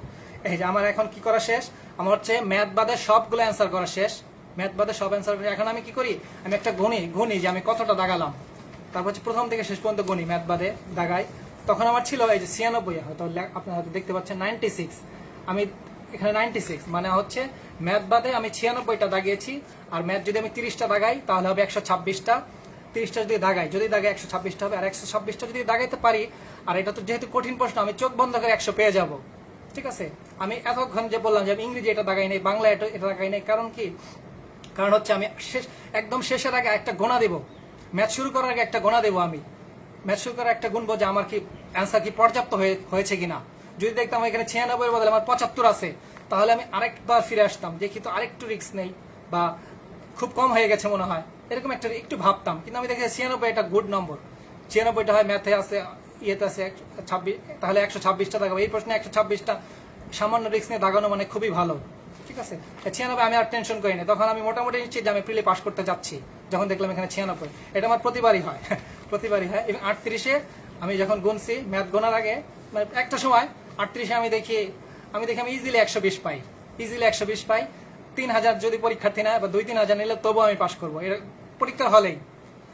আমি আলটিমেটলি দেখলাম প্রফেসরের সলিউশন অনুযায়ী আমি হচ্ছে 127 পাই, মানে 127 তো হিউজ নাম্বার, 38-এ 108-10 ছিল কাট মার্কস, সেখান থেকে প্রায় 17 নাম্বার বেশি, এটা তো অনেক, ঠিক আছে, এটা পরীক্ষা হলে বোঝা যায়। পরীক্ষা হলে আপনার সিচুয়েশন অনুযায়ী ডিসিশন নিতে হবে অনেক সময়। দেখলাম 96টা দাগিয়ে ফেলেছি, ম্যাথ আছে, তাহলে আমি একদম ভালো সেফ জোনে আছি, তাই তো। তারপর আমি ম্যাথে যাই, ম্যাথে কি যাবো না, ম্যাথ যাওয়ার দরকার নাই, কারণ ম্যাথ তো ওইরকম কিছু করার নাই, ম্যাথ তো আর ওইভাবে নাই। কিন্তু ম্যাথটা আপনারা করবেন কি, শেষে করবেন, ম্যাথটা আপনারা শেষে করবেন। মানসিক দক্ষতা আমার 15টার মধ্যে 13টা হয়েছে। ম্যাথটা আমি আন্ডার পারফর্ম করেছি, কারণ আমার ম্যাডাম খুব জ্বালাচ্ছিল, খুবই ডিস্টার্ব করছিল ম্যাডাম, আমি প্র্যাকটিস করতে পারি নাই, প্রশ্ন করতে হয়েছে অ্যাডমিট কার্ডে, বারে মনোযোগ নষ্ট হচ্ছিল, বারে মনোযোগ নষ্ট হচ্ছিল, এই কারণে ম্যাথটা একটু কম পেরেছি, নর্মালি আমি যত পারি। তো মানসিকে 13টা হয়েছে। যাই হোক, তারপর আমি দেখলাম যে আমার ওই শেষ মুহূর্তে একটা গুনলাম, দেখলাম যে আমার 120-21টার মতো হয়। পরে বাসায় এসে ওই রেজাল্টের উপর মিলাম, দেখলাম আমি আসলে 121টাই দাগিয়েছি এবং 104 পাই। এখন হচ্ছে আপনাদের আশা করি মোটামুটি একটু ধারণা হয়েছে যে একজন যে পাশ করা পরীক্ষার্থী, মানে তার অবস্থাও যথেষ্ট খারাপ থাকে পরীক্ষার হলে। নর্মালি তো অনেকে অনেক ফেসবুকে তো অনেক ভাব নিতে চায়, আমি সব পারি, এই সেই নর্মালি করে, এরকম করার চেষ্টা করে অনেকে। আমি রিয়েল পিকচারটা দেখালাম, এত সোজা প্রশ্ন আমি পারি নাই, তারপরে আমি প্রায় 10 মার্জিন রেখে পাশ করেছি, অলরেডি 4বারও পাশ করেছি। এত প্রশ্ন আমি প্রায় 80টা প্রশ্ন ছেড়ে দিয়েছি, ঠিক আছে। আপনার হাতে কিছু প্রশ্ন দেখে ভাববেন, আরে ভাই এই ম্যাথটা পারলো না, বা এই ইংরেজিটা পারলো না, এই বাংলাটা পারলো না, এটা তো আমি অনেক আগে থেকেই পারি, এটা তো আমি প্রিপারেশন শুরু করার সময় থেকেই পারি। ভাবেন, আমাকে ভাবেন আমি কিচ্ছু পাই না, আমার কোনো সমস্যা নাই, ঠিক আছে, কারণ আমার প্রমাণের কোনো নাই, আমার কোনো প্রমাণের আর কিছু প্রয়োজন নাই, ঠিক আছে। আমার আর প্রমাণের প্রয়োজন, আমি অলরেডি 2টা চাকরি পেয়েছি, যদিও ক্যাডার হয় নাই, ঠিক আছে, কপালে থাকলে হবে। মানে আমাকে যত খারাপ ভাবেন, খারাপ স্টুডেন্ট, মানে জঘন্য স্টুডেন্ট ভাবেন, কোনো সমস্যা নাই।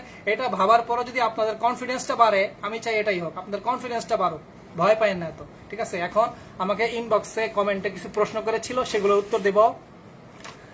আর সিফাতুল্লাহ ভাই, আপনারে আমি ফাঁসি দেব, এই প্রশ্নটা পরে করবেন, আশপাশ থেকে হেল্প, এটা আমি বলতেছি, সব আসতেছে।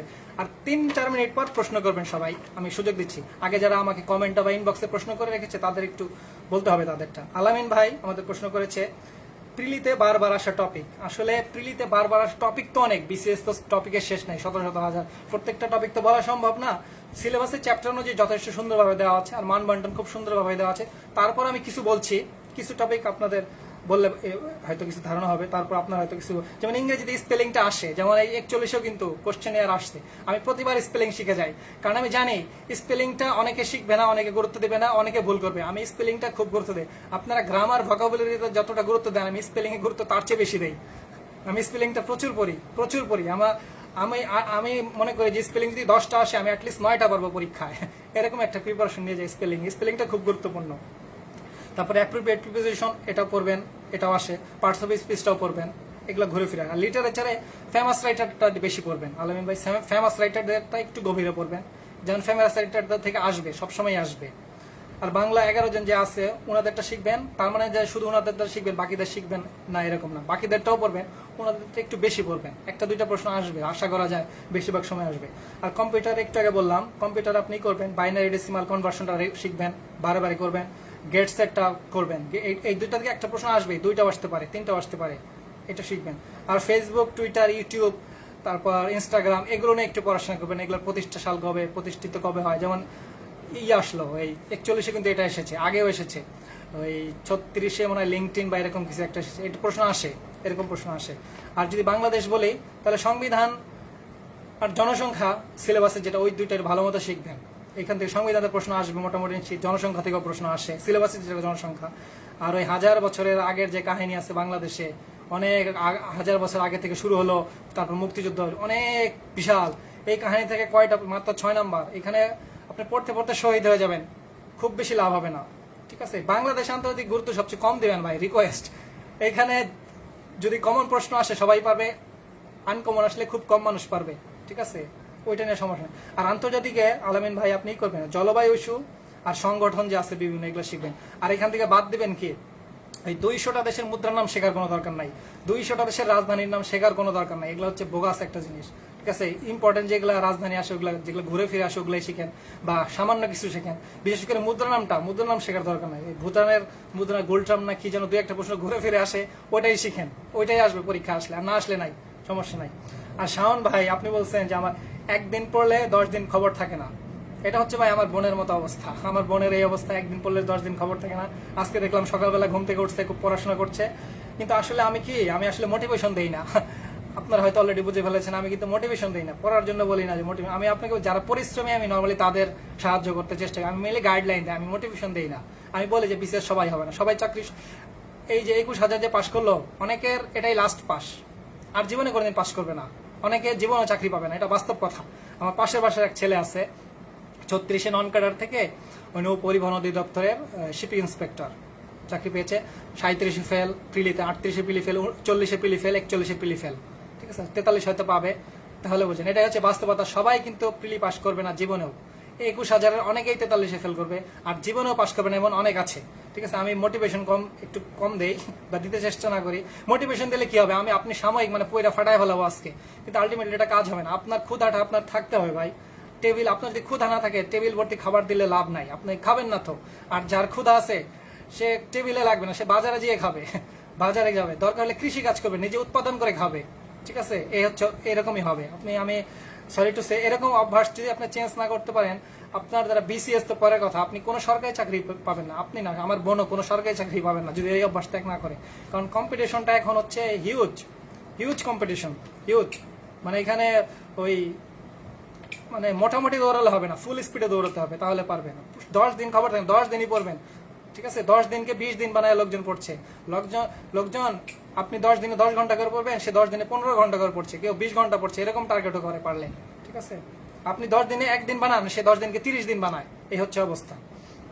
ইনবক্সে আরেকজন বলছে পড়ার রুটিন চাই, উনি 41 দিয়েছেন, 90+ পেয়েছেন। এখন হচ্ছে 90+ যেহেতু পেয়েছেন, তাহলে আপনার খুব ভালো একটা ধারণা আছে। আপনি রুটিন বলতে আপনি প্রতিদিন 3-4টা সাবজেক্ট প্রতিদিন পড়েন, সাথে 30 থেকে 60 মিনিট ম্যাথ করবেন, আর হচ্ছে জব সলিউশন থেকে 2-3টা করেন প্রতিদিন। 3টা সাবজেক্ট পড়বেন, সাথে 30 থেকে 60 মিনিট ম্যাথ করবেন, জব সলিউশন থেকে প্রতিদিন 2-3টা করবেন। আর হচ্ছে আমার আরেকটা লাইভ আছে, এটার আগে যে লাইভটা করেছি যে 3 মাসে কিভাবে পড়বেন, ওইখানে আরো বিস্তারিত বলা আছে, ঠিক আছে, বিস্তারিত বলা আছে, ওইটা পড়বেন। আর আপনি কি কি বাদ দিতে হবে এটা নিয়ে সমস্যা, একটু আগে বললাম যে এই সাম্প্রতিক এটা নিয়ে আলোচনা বাদ, এটা দরকার নাই। আজকের থেকে সাম্প্রতিক শিখবেন, পরীক্ষা হবে 6 মাস পরে বা কয় মাস পরে, কত সাম্প্রতিক শিখবেন, এগুলো বাদ দেন। ওই বাংলাদেশের ইতিহাস ওই আমল কত যে কি আছে, ওগুলো অত পড়ার দরকার নাই, খুব কম পড়বেন। আর মুদ্রার নাম টুদ্রার নাম রাজধানীর নাম বাদ দিবেন। গ্রামার খুব বেশি গভীরে যাবেন না, যেমন এইবার হয়তো দেখা গেল যে এই বই থেকে কমন আসছে, পরের বার যে ওই বই থেকে কমন আসবে এমন কোনো কথা নাই। খুব বেশি গভীরে যাবেন না কোনো বিষয়, গ্রামারটা খুব বেশি গভীরে যাবেন না, মোটামুটি একটা সলিড ফাউন্ডেশন করার চেষ্টা করবেন, কিন্তু খুব বেশি গভীরে যাবেন না। ব্যালেন্স করে পড়বেন, সারাদিন ইংরেজিই বললেন আর কিছু বললেন না, এরকম করবেন না। আর ভোকাবুলারি যথেষ্ট কম পড়বেন। এটা হয়তো রিটেনে কাজে লাগতে পারে, এটা অনেকে বলতে পারে, কিন্তু আমি যদি ভোকাবুলারি পড়তে বলি, আপনি একটা সাগরে পড়ে যাবেন। ওই সাগর নতুন যারা, তারা কিন্তু ওই ভোকাবুলারি জীবনে শেষ করতে পারবে না, সাধারণ জ্ঞান জীবনে শেষ করতে পারবে না। যারা একটু এক্সপার্ট তারা বুঝবে যে কতটুকু পড়তে হবে। আপনি ভোকাবুলারি জাস্ট বিগত বিসিএস আর জব সলিউশন থেকে বা বিভিন্ন প্রশ্ন উত্তর যেগুলো এসেছে ওগুলো শুধু পড়েন। নৈতিকতা মূল্যবোধ বাদ দিতে পারেন, আমি একটু সম্পূর্ণ বাদ দেই। আমি শুধু নৈতিকতা মূল্যবোধ এইটা পড়ি, 35 থেকে 41 এরকম পড়ি, মানে আর তো পড়া হবে না, 35 থেকে শুরু করি, আর হচ্ছে বিশেষ সংখ্যার একটু পড়ি এই। আর আলিফ ভাই জানতে চেয়েছে যে পরীক্ষার হলের স্ট্র্যাটেজি। আসলে পরীক্ষার হলের স্ট্র্যাটেজি যে আমি যদি 3 মাস আগে বলি আপনাদের এত মনে থাকবে না, ঠিক আছে। আমি এইটা নিয়ে একটা লাইভ করব অক্টোবর মাসের ফার্স্ট উইকে। আলিফ ভাই বা যারা আছেন আমাকে একটু মনে করিয়ে দিবেন যে পরীক্ষার হলের স্ট্র্যাটেজি নিয়ে আমাকে একটা লাইভ করার কথা ছিল ভাইয়া। তখন তো আমার রিটার্ন পরীক্ষা থাকবে, আমি খুব ব্যস্ত থাকবো, আমি কিছুদিন পরে খুব ব্যস্ত হয়ে যাব। এটাই আমার লাস্ট লাইভ বললেও বলতে পারেন যে আগামী 2-3 মাসের মধ্যে আমার পাবেন না সহজে। আর 2-1টা আর্টিকেল লিখবো, তারপরে আমি মোটামুটি উধাও হয়ে যাচ্ছি। যাই হোক, তার মধ্যে একটা বলি স্ট্র্যাটেজি, ছোট্ট করে একটু বলি। যেমন 40-এ যে পরীক্ষা দেয়, একটা পাশে বসে একটা মেয়ে আমাকে বলে ভাইয়া এই ইংরেজি বানানটা কি, আমার জেলার ইংরেজি বানানটা কি, ওনার জেলাটা হচ্ছে নোয়াখালী, যাই হোক, বলছে নোয়াখালীর ইংরেজি বানানটা কি।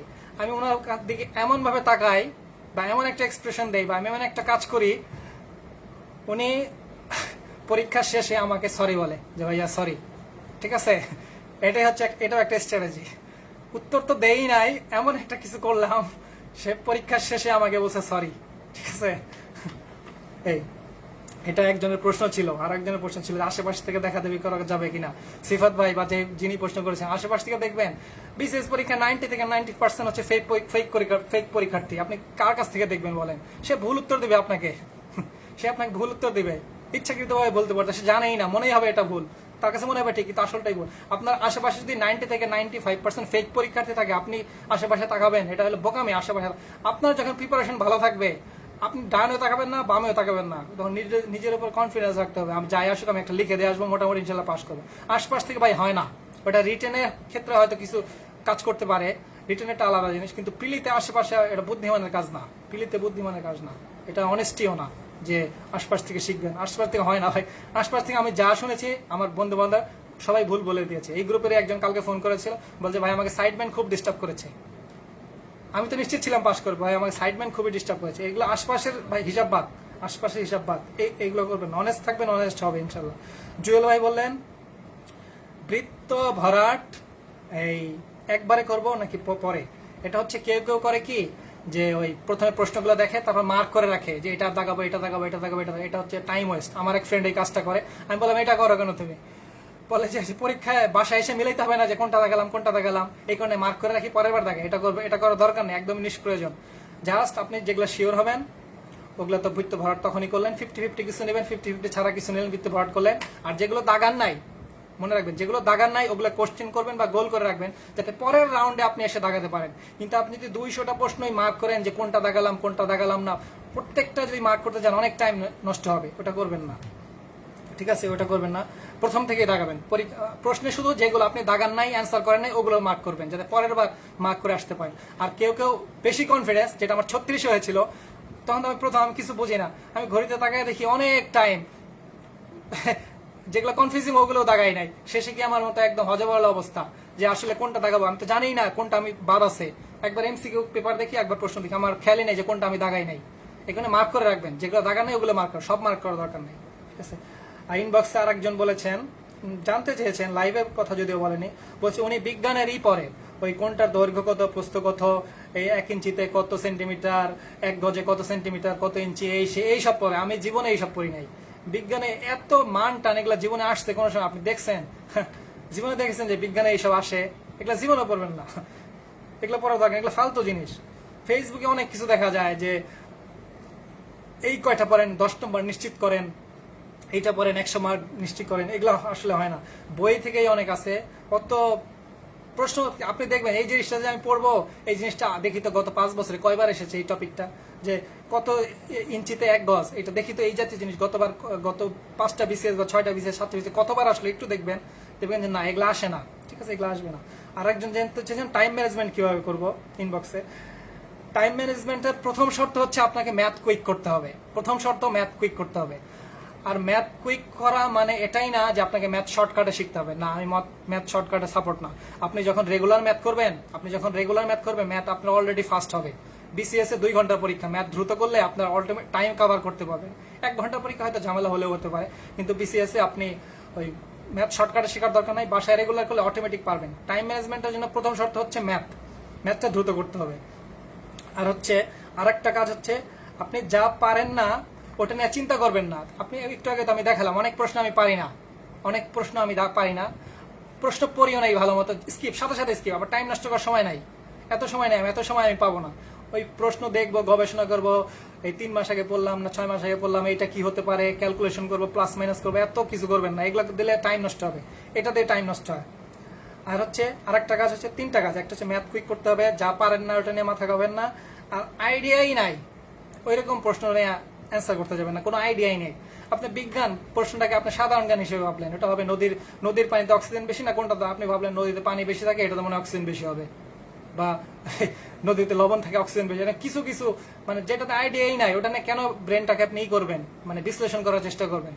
আমার মনে হয় সায়েন্সের স্টুডেন্ট এটা কম করে, এটা যারা বিজ্ঞানের না তারাই মনে হয় বেশি বিশ্লেষণ করার চেষ্টা করে। জানি না, যেটাই হোক সায়েন্সের স্টুডেন্টরাও করতে পারে, কিন্তু পরীক্ষার হলে ভাই গবেষণা করার টাইম না।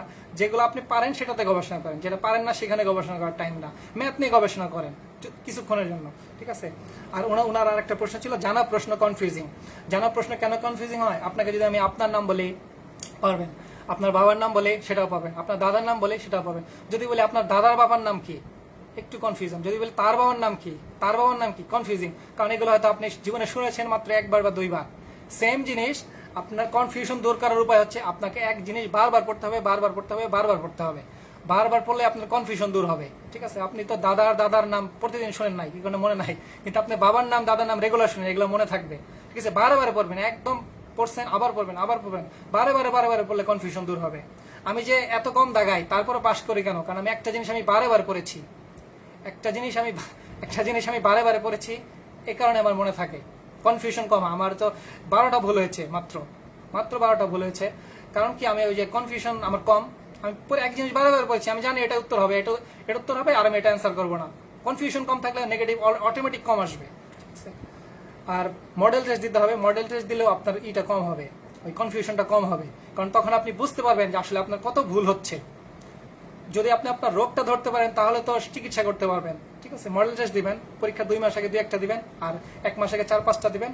যদি দেখেন যে অবস্থা খারাপ, তাহলে ওই সাবজেক্টটা পড়ার চেষ্টা করবেন বা স্ট্র্যাটেজি সেট করার চেষ্টা করবেন। মডেল টেস্ট 20-এর নিচে, এই 20টার বেশি ভুল করা যাবে না নর্মালি, এটা একটি স্ট্যান্ডার্ড। 20টার বেশি ভুল করা যাবে না পরীক্ষা হলে, মানে 10 নম্বরের নিচে করানো যাবে না, এটা স্ট্যান্ডার্ড। এটা আপনি যদি 20-এর নিচে থাকতে পারেন, ইউ আর ভেরি সেফ, মানে স্ট্যান্ডার্ডে আছেন আপনার নেগেটিভ মার্কিং।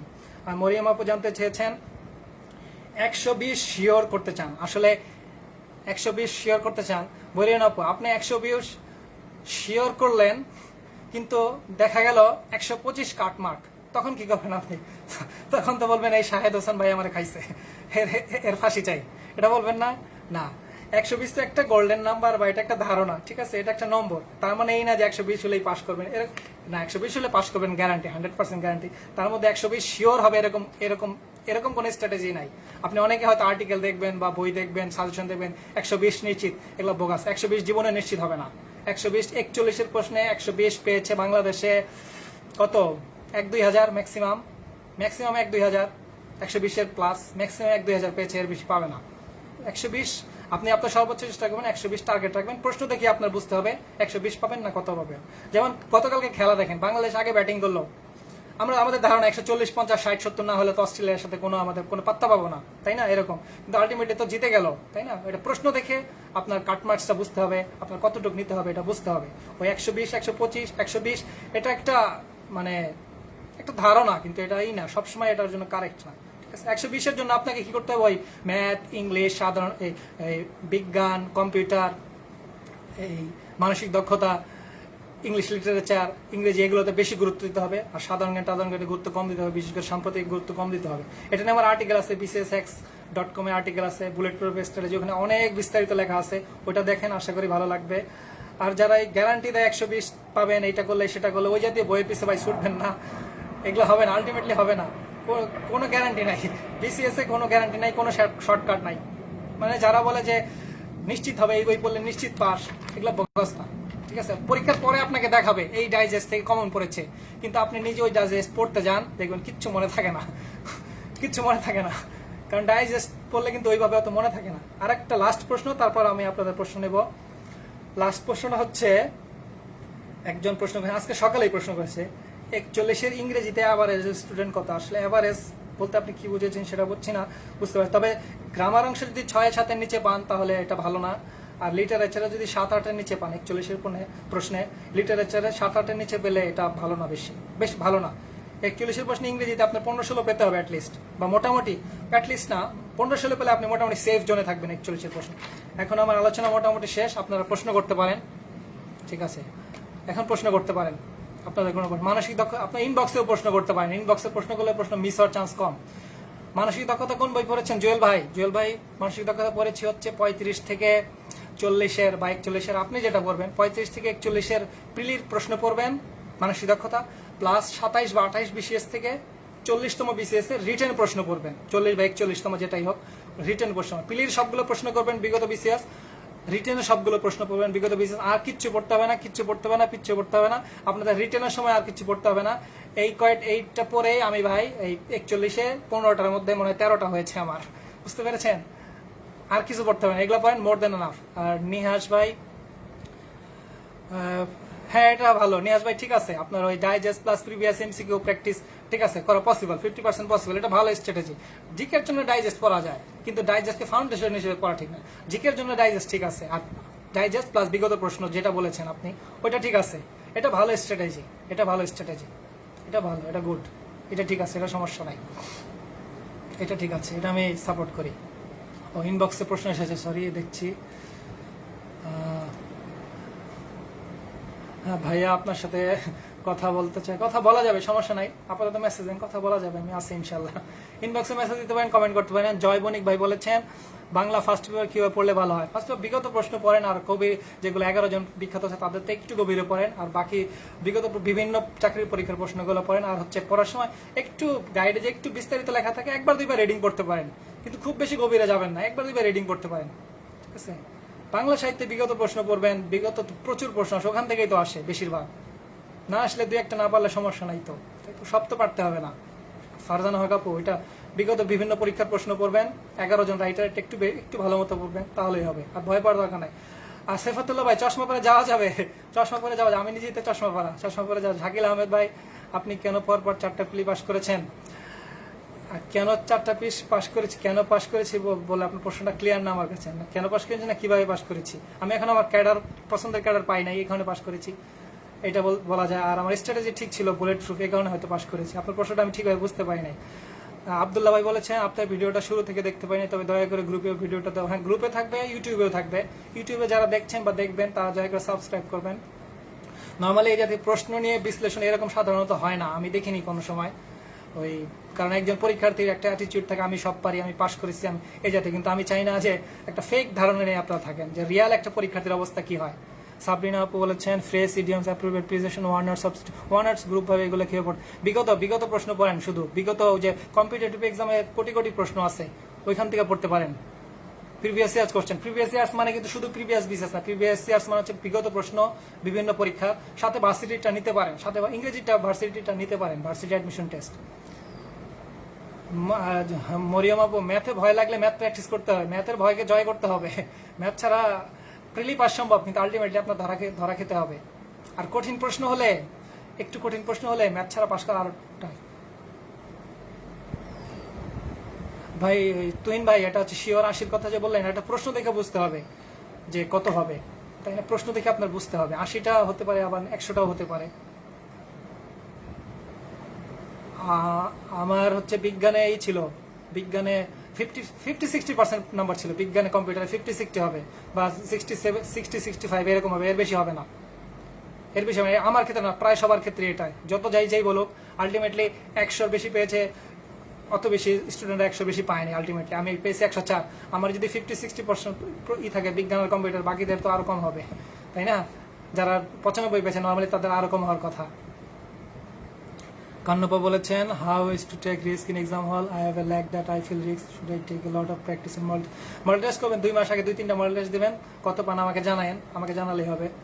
পরীক্ষা হলে ক্যালকুলেটিভ রিস্ক নিতে হবে, 50% কিছু দাগাবেন, 50%-এর চেয়ে বেশি কিছু দাগাবেন, ঠিক আছে? ক্যালকুলেটিভ রিস্ক নিতে হবে পরীক্ষা হলে, ক্যালকুলেটিভ রিস্ক ছাড়া হবে না।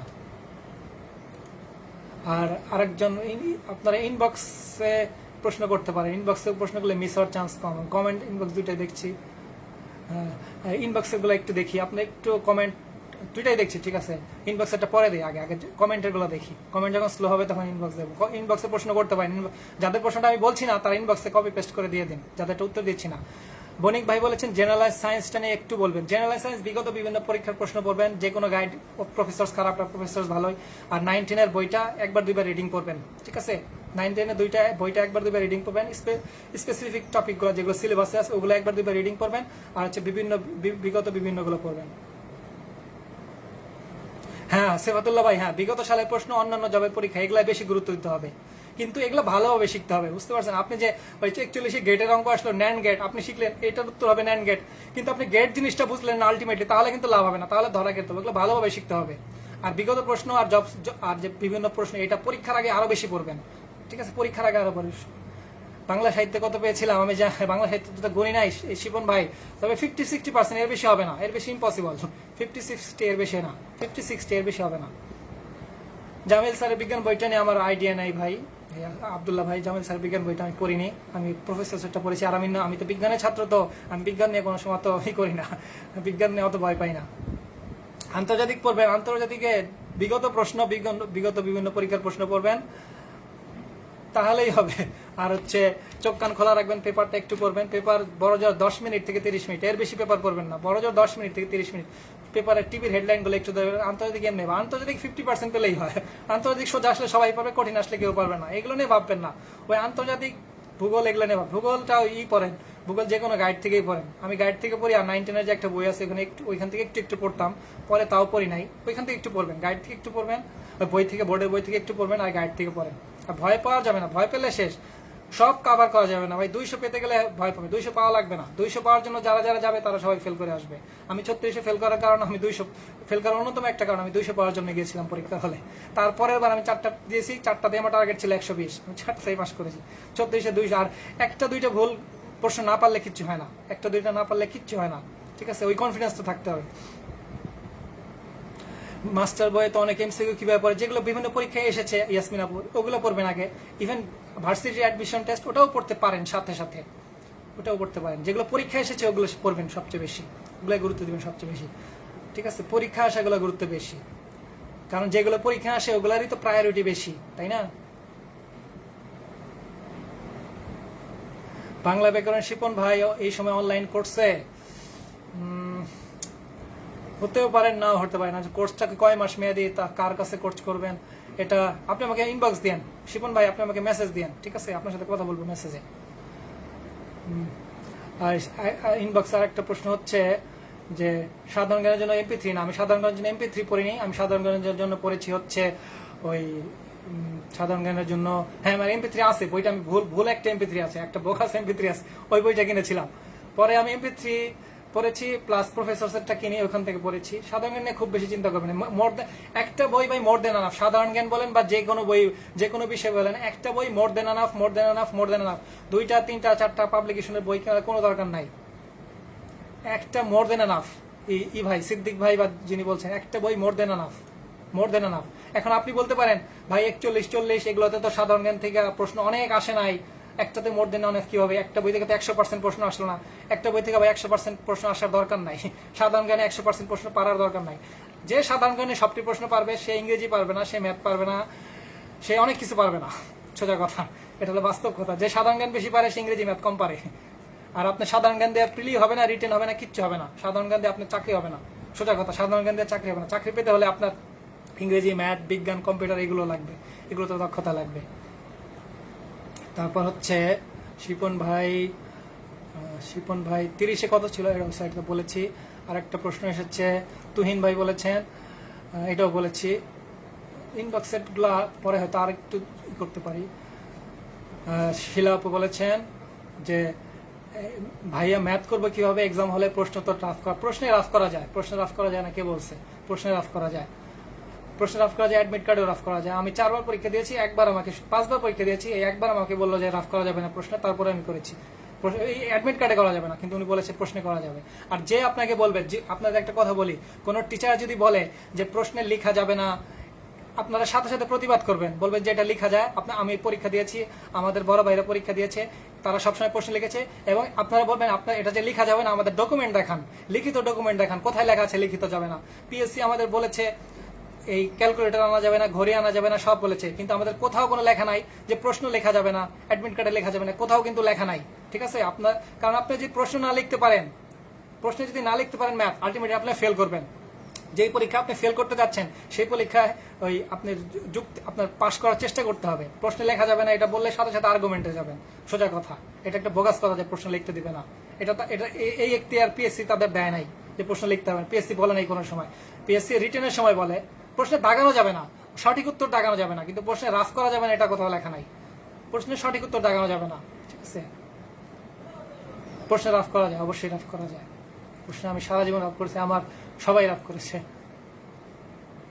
আর রংধনু আপু, 7 রংধনু ইংলিশে ভাইয়া 20 আউট অফ 35 কিভাবে পেতে পারি শর্টকাট করে? ভাই শর্টকাট পড়া আমি পছন্দ করি না। 20 আউট অফ 35 আসলে নাম্বার আসলে ওইভাবে ধরবেন না যে 20 পাবো এরকম ধরবে, এইভাবে ধরবেন না। আপনার প্রশ্ন অনুযায়ী তো নাম্বার উঠানামা করে, ওইভাবে ধরবেন না, ঠিক আছে? কিন্তু আপনি ওই বই পড়েন, ইংলিশ কম্পিটিটিভ এক্সাম ভালো, কম্পিটিটিভ এক্সাম তো ভালো, বেসিক গ্রামার, ওয়ার্ড মিনিং ভালো না, বই আছে কম্পিটিটিভ এক্সাম তো ভালো বই। আমি তো এই বইটাই পড়ি, সেই চিকন হয়ে গেল আমার বইটা 2016 সালে, কত চিকন, এটা পড়েই তো আমি পরীক্ষা দিই। এটাই পড়বেন, 2টা বই পড়বেন না, কম্পিটিটিভ এক্সাম একটাই যথেষ্ট। কম্পিটিটিভ এক্সামটাই পড়েন, বারে পড়েন। আর হচ্ছে কি, আর মানে ওইখান থেকে কমন আসলো না, কিন্তু কাছাকাছি বেসিক গ্রামারের প্রশ্নটা করলো, তাও যদি না পারেন তাহলে তো মানে তাহলে যদি বলেন বই থেকে কমন পড়ে নাই, এটা তো ঠিক না, তাই না? হুবহু তো কমন না আসতে পারে, একটু কাছাকাছি আসতে পারে। আর আপনি পিসি দাসের বইটা বলবেন, এই রঙ্গন আপু, পিসি দাসের বইটা থেকে গ্রামারটা একটু করবেন, গ্রামারটা একটু ঠিক করবেন, একটু ঘষা মজা করবেন। গ্রামারের জন্য পিসি দাসের বইটা ভালো। কম্পিটিটিভে গ্রামারটা ওইভাবে দেওয়া নাই, তো ওইভাবে দেওয়া নাই। পিসি দাসের বই থেকে গ্রামারটা একটু ফাউন্ডেশন করেন, আর কম্পিটিটিভটা বিগত প্রশ্নের জন্য করেন। এই দুইটা একসাথে পড়েন, ইনশাল্লাহ ভালো কিছু হবে। ঠিক আছে, ইনশাল্লাহ ভালো কিছু হবে। হ্যাঁ সেফাতুল্লাহ ভাই, ঠিক আছে। প্রশ্ন লিখতে দিবে না কেন? আমি 4-5টা পরীক্ষা দিয়েছি, সবটিতে লিখছি প্রশ্নে। জাস্ট আমার 41 বলছে অ্যাডমিট কার্ডে লিখতে দিবে না, এটা বলছে। ঠিক আছে, অ্যাডমিট কার্ড লিখতে দিবে না। ঠিক আছে, তাদের কোনো এখতিয়ারই নাই। বলবেন যে পিএসসির আপনার নিয়ম দেখান। ঠিক আছে, ম্যাজিস্ট্রেটকে ডাক দিতে বলবেন, ম্যাজিস্ট্রেটকে ডাক দিতে বলবেন। ঠিক আছে, অনেকে তো এর ডিউটি করে, তো ওই মানে জানে না কিছু, ওইরকম ডিউটি করে। আবার কারো হয়তো হিংসা হয়, এরা তো কিছুদিন পর ক্যাডার হয়ে যাবে, একটু ঝামেলা করি, এরকম হতে পারে। এগুলা এগুলো হচ্ছে খুবই মানে আপনার অধিকার নষ্ট হবে। আপনি প্রশ্ন না লিখতে বলে ফেল করবেন আলটিমেটলি। নর্মালি ম্যাথ তো প্র্যাকটিস করতে হবে, তাই না? আমরা তো আর জিনিয়াস না যে মুখে মুখে ম্যাথ করে ফেলবো। এখন হচ্ছে আরেকটু দেখি, নীলুফা ইয়াসমিন বলেছে লাইফ তো অনেকক্ষণ হয়ে গেল, আর 10 থেকে 15 মিনিট থাকবো। আপনারা আমার চরম বিরক্ত। লাইফ কেমন হয়েছে? বিরক্ত হলে লেখেন খুব বিরক্ত হচ্ছি, ভালো হলে লেখেন খুব ভালো হচ্ছে। নীলফা ইয়াসমিনা বলেন সব সাবজেক্টই বিগত প্রশ্ন গুরুত্ব হবে। হ্যাঁ অবশ্যই, সব সাবজেক্টই বিগত প্রশ্ন গুরুত্ব হবে।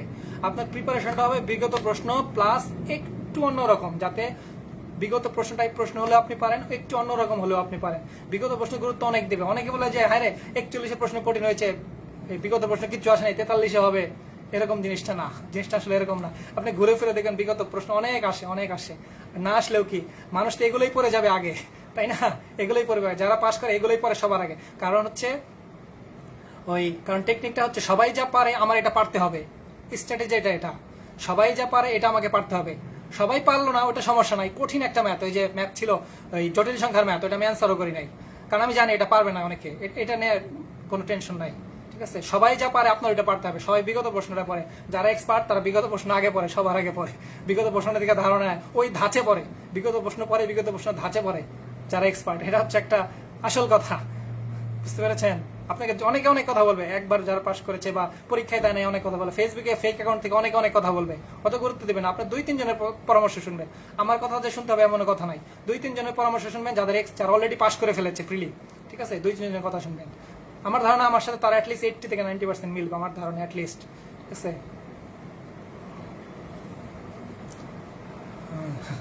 না সেফাতুল্লাহ ভাই, আমার লাইভ আরো 2-3টা আছে, ওগুলা দেখবেন।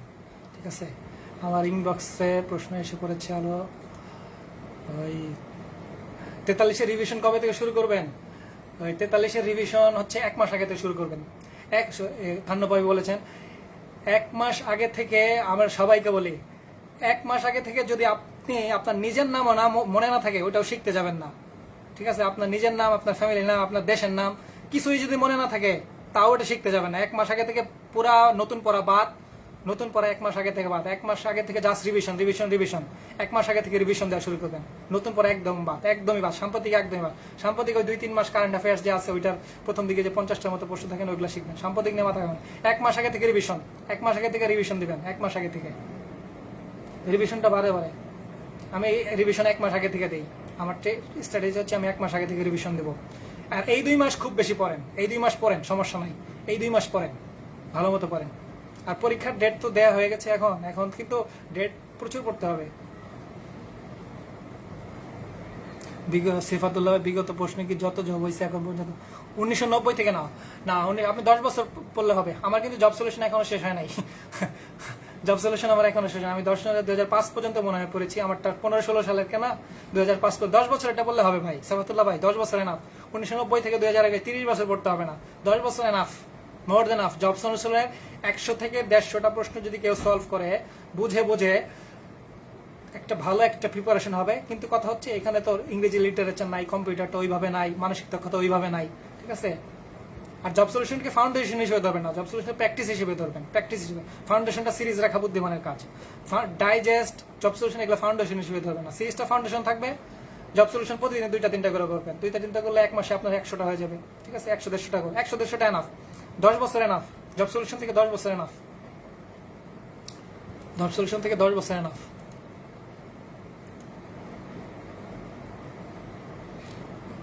আর প্রশ্ন, ম্যাথ বই এলিনে ফেলে আসবে, ম্যাথ বই পড়েন, প্রফেসরস পড়েন বা যেটাই পড়েন, কিন্তু একটা চ্যাপ্টারে 200-300 অঙ্ক করতে যাবেন না, বিভিন্ন চ্যাপ্টার থেকে অঙ্ক করবেন।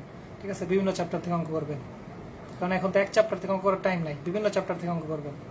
পারলে মডেল টেস্ট আছে না, মডেল টেস্টে তো সব চ্যাপ্টার থেকে থাকে, পারলে মডেল টেস্টের থেকে ম্যাথ করেন।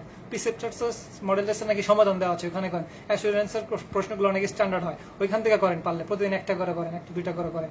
চ্যাপ্টার কম করেন, চ্যাপ্টার 5টা-10টা করতে পারেন। আজকে এই চ্যাপ্টার থেকে 10টা, কালকে ওই চ্যাপ্টার থেকে 10টা, তারপর ওই চ্যাপ্টার থেকে 10টা। কিন্তু এক চ্যাপ্টার আপনি 200-300 অঙ্ক করবেন শতকরা, তারপর তো ভুলে যাবেন সব, প্র্যাকটিস থাকবে না। এক চ্যাপ্টার থেকে বেশি বেশি করবেন না।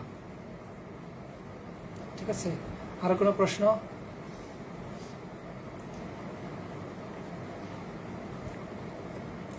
তাহলে আর 1 মিনিট আছি, 1 মিনিটের মধ্যে যার যার প্রশ্ন করেন, 1 মিনিটের মধ্যে যার যার প্রশ্ন করেন। 1 মিনিট।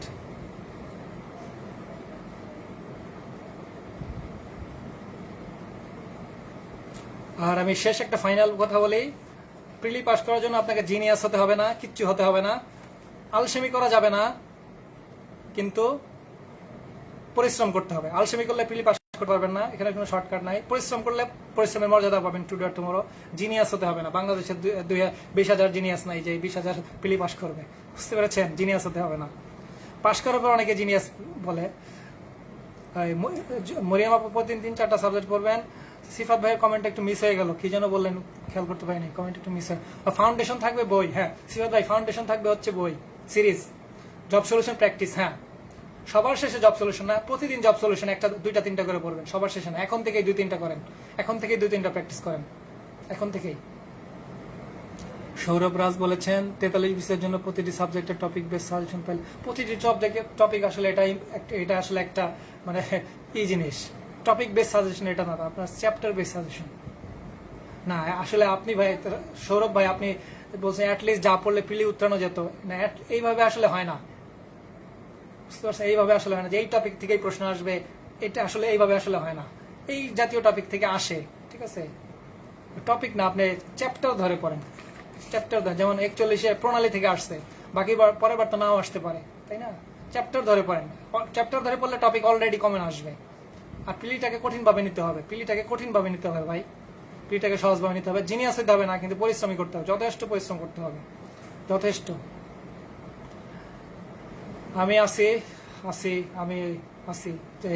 ইয়েতে আছি, সহকারী রাজস্ব কর্মকর্তা হিসেবে সুপারিশপ্রাপ্ত 37তম বিসিএস নন ক্যাডার থেকে।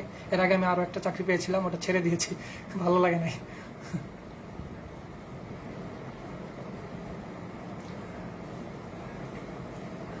সিফাতুল্লাহ ভাই মাঝে মাঝে লাইভ ভাই টিপস দিন ভাই, আপনার 41 রিটেনের জন্য মন থেকে। হ্যাঁ ঠিক আছে, মন থেকে শুভকামনা, আমার জন্য দোয়া করবেন সবাই। 41 আমার শেষ, আমি জীবনে অনেক বড় রিস্ক নিয়েছি। 29 বছর 6 মাস যখন বয়স ছিল, তখন আমি একটা সরকারি চাকরি ছেড়ে দিয়েছি জাস্ট বিসিএস এর জন্য। এই অনেক কাহিনী আছে আমার লাইফে, অনেক উত্থান পতন আছে, এখনো পতনের মধ্যেই আছি। আপনারা 2-1 হয়তো জানেন, যারা আমার পার্সোনালি চেনেন বা যাদের সাথে একটু ভালো সম্পর্ক হয়েছে। আমার জীবনে এখনো অনেক ঝামেলায় আছি। দোয়া করবেন 41-এ যেন আল্লাহ যদি কপালে রাখে, যদি আমার জন্য ভালো কিছু হয়, এই আর কি। আল্লাহ কপালে না থাকলে তো হবে না, এই আর কি। দোয়া করবেন যেন আমার জন্য যেটা সবচেয়ে ভালো সেটাই যেন হয়, ঠিক আছে? এটার জন্য জয় করবেন। আর রাজ ভাই, আপনি এই করেন চ্যাপ্টার বেস বলতে, আপনি pcxx.com এ যান, ওইখানে বুলেট প্রুফ স্ট্র্যাটেজি একটা আর্টিকেল আছে, ওইখানে মোটামুটি চ্যাপ্টার বেসটা আছে, ভালোই মোটামুটি চ্যাপ্টার বেস। আমার আরো 2-3টা লাইভ আছে, ওগুলোও দেখেন, ঠিক আছে? মাঝে মাঝে লাইভ আসার চেষ্টা করব। আর 2-3 দিন, আজকে একটা রাতের বেলা একটা আর্টিকেল প্রকাশ করবো রাত 8টার সময়, ভালো লাগবে আশা করি, ঠিক আছে? মরিয়াম আপুর থ্যাংক ইউ, ওইটা আশা করি ভালো লাগবে। পরীক্ষা রিলেটেড, কিন্তু একটু অ্যাডভেঞ্চারাস পরীক্ষা। আর 2-3 দিনের মধ্যে ওই আরেকটা আর্টিকেল পাবলিশ করবো, সেটা হচ্ছে আপনাদের কংগ্রেচুলেশন জানিয়ে 43 পাশের জন্য অভিনন্দন, 41 পিলি ফেলের জন্য অভিনন্দন, আর্টিকেলের টাইটেল হবে এটা, ঠিক আছে? সেবাতুল্লাহ ভাই, লাস্ট প্রশ্ন, ডাইজেস্ট করার গুরুত্ব কতটুকু? ডাইজেস্ট করার গুরুত্ব তেমন নাই। ফাউন্ডেশন হিসেবে তো ডাইজেস্ট হচ্ছে একটা সুইসাইড করার জিনিস। ডাইজেস্টের চেয়ে জব সলিউশন প্র্যাকটিস করার জন্য অনেক ভালো। শেষ মুহূর্তে ডাইজেস্ট কেন পড়বেন? আপনি সিরিজ সারা জীবন পড়ছেন, হঠাৎ করে একটা নতুন বই কেন পড়বেন, তাই না? হঠাৎ করে নতুন বই কেন পড়বেন? পুরান বইটাই বারে বারে পড়বেন, তাই না? টিকচিহ্ন দিয়ে রাখবেন যেগুলো মনে থাকে না, তাহলেই তো একটা ছোটখাটো বই হয়ে গেল, ডাইজেস্টের মতো হয়ে গেল, তাই না? আর একটা খাতায় লিখে রাখবেন যেগুলো কনফিউজিং, ঠিক আছে? এটাই তো ডাইজেস্ট হবে। আমার আগের লাইফটা দেখবেন ভাই, সিফাত ভাই আগের লাইফে ডাইজেস্ট নিয়ে কথা আছে, ঠিক আছে? তাহলে আল্লাহ হাফেজ, দোয়া করবেন আমার জন্য। আল্লাহ হাফেজ, দেখা হবে ইনশাল্লাহ আবার। লাইভ কেমন লাগলো একটু কমেন্ট করবেন।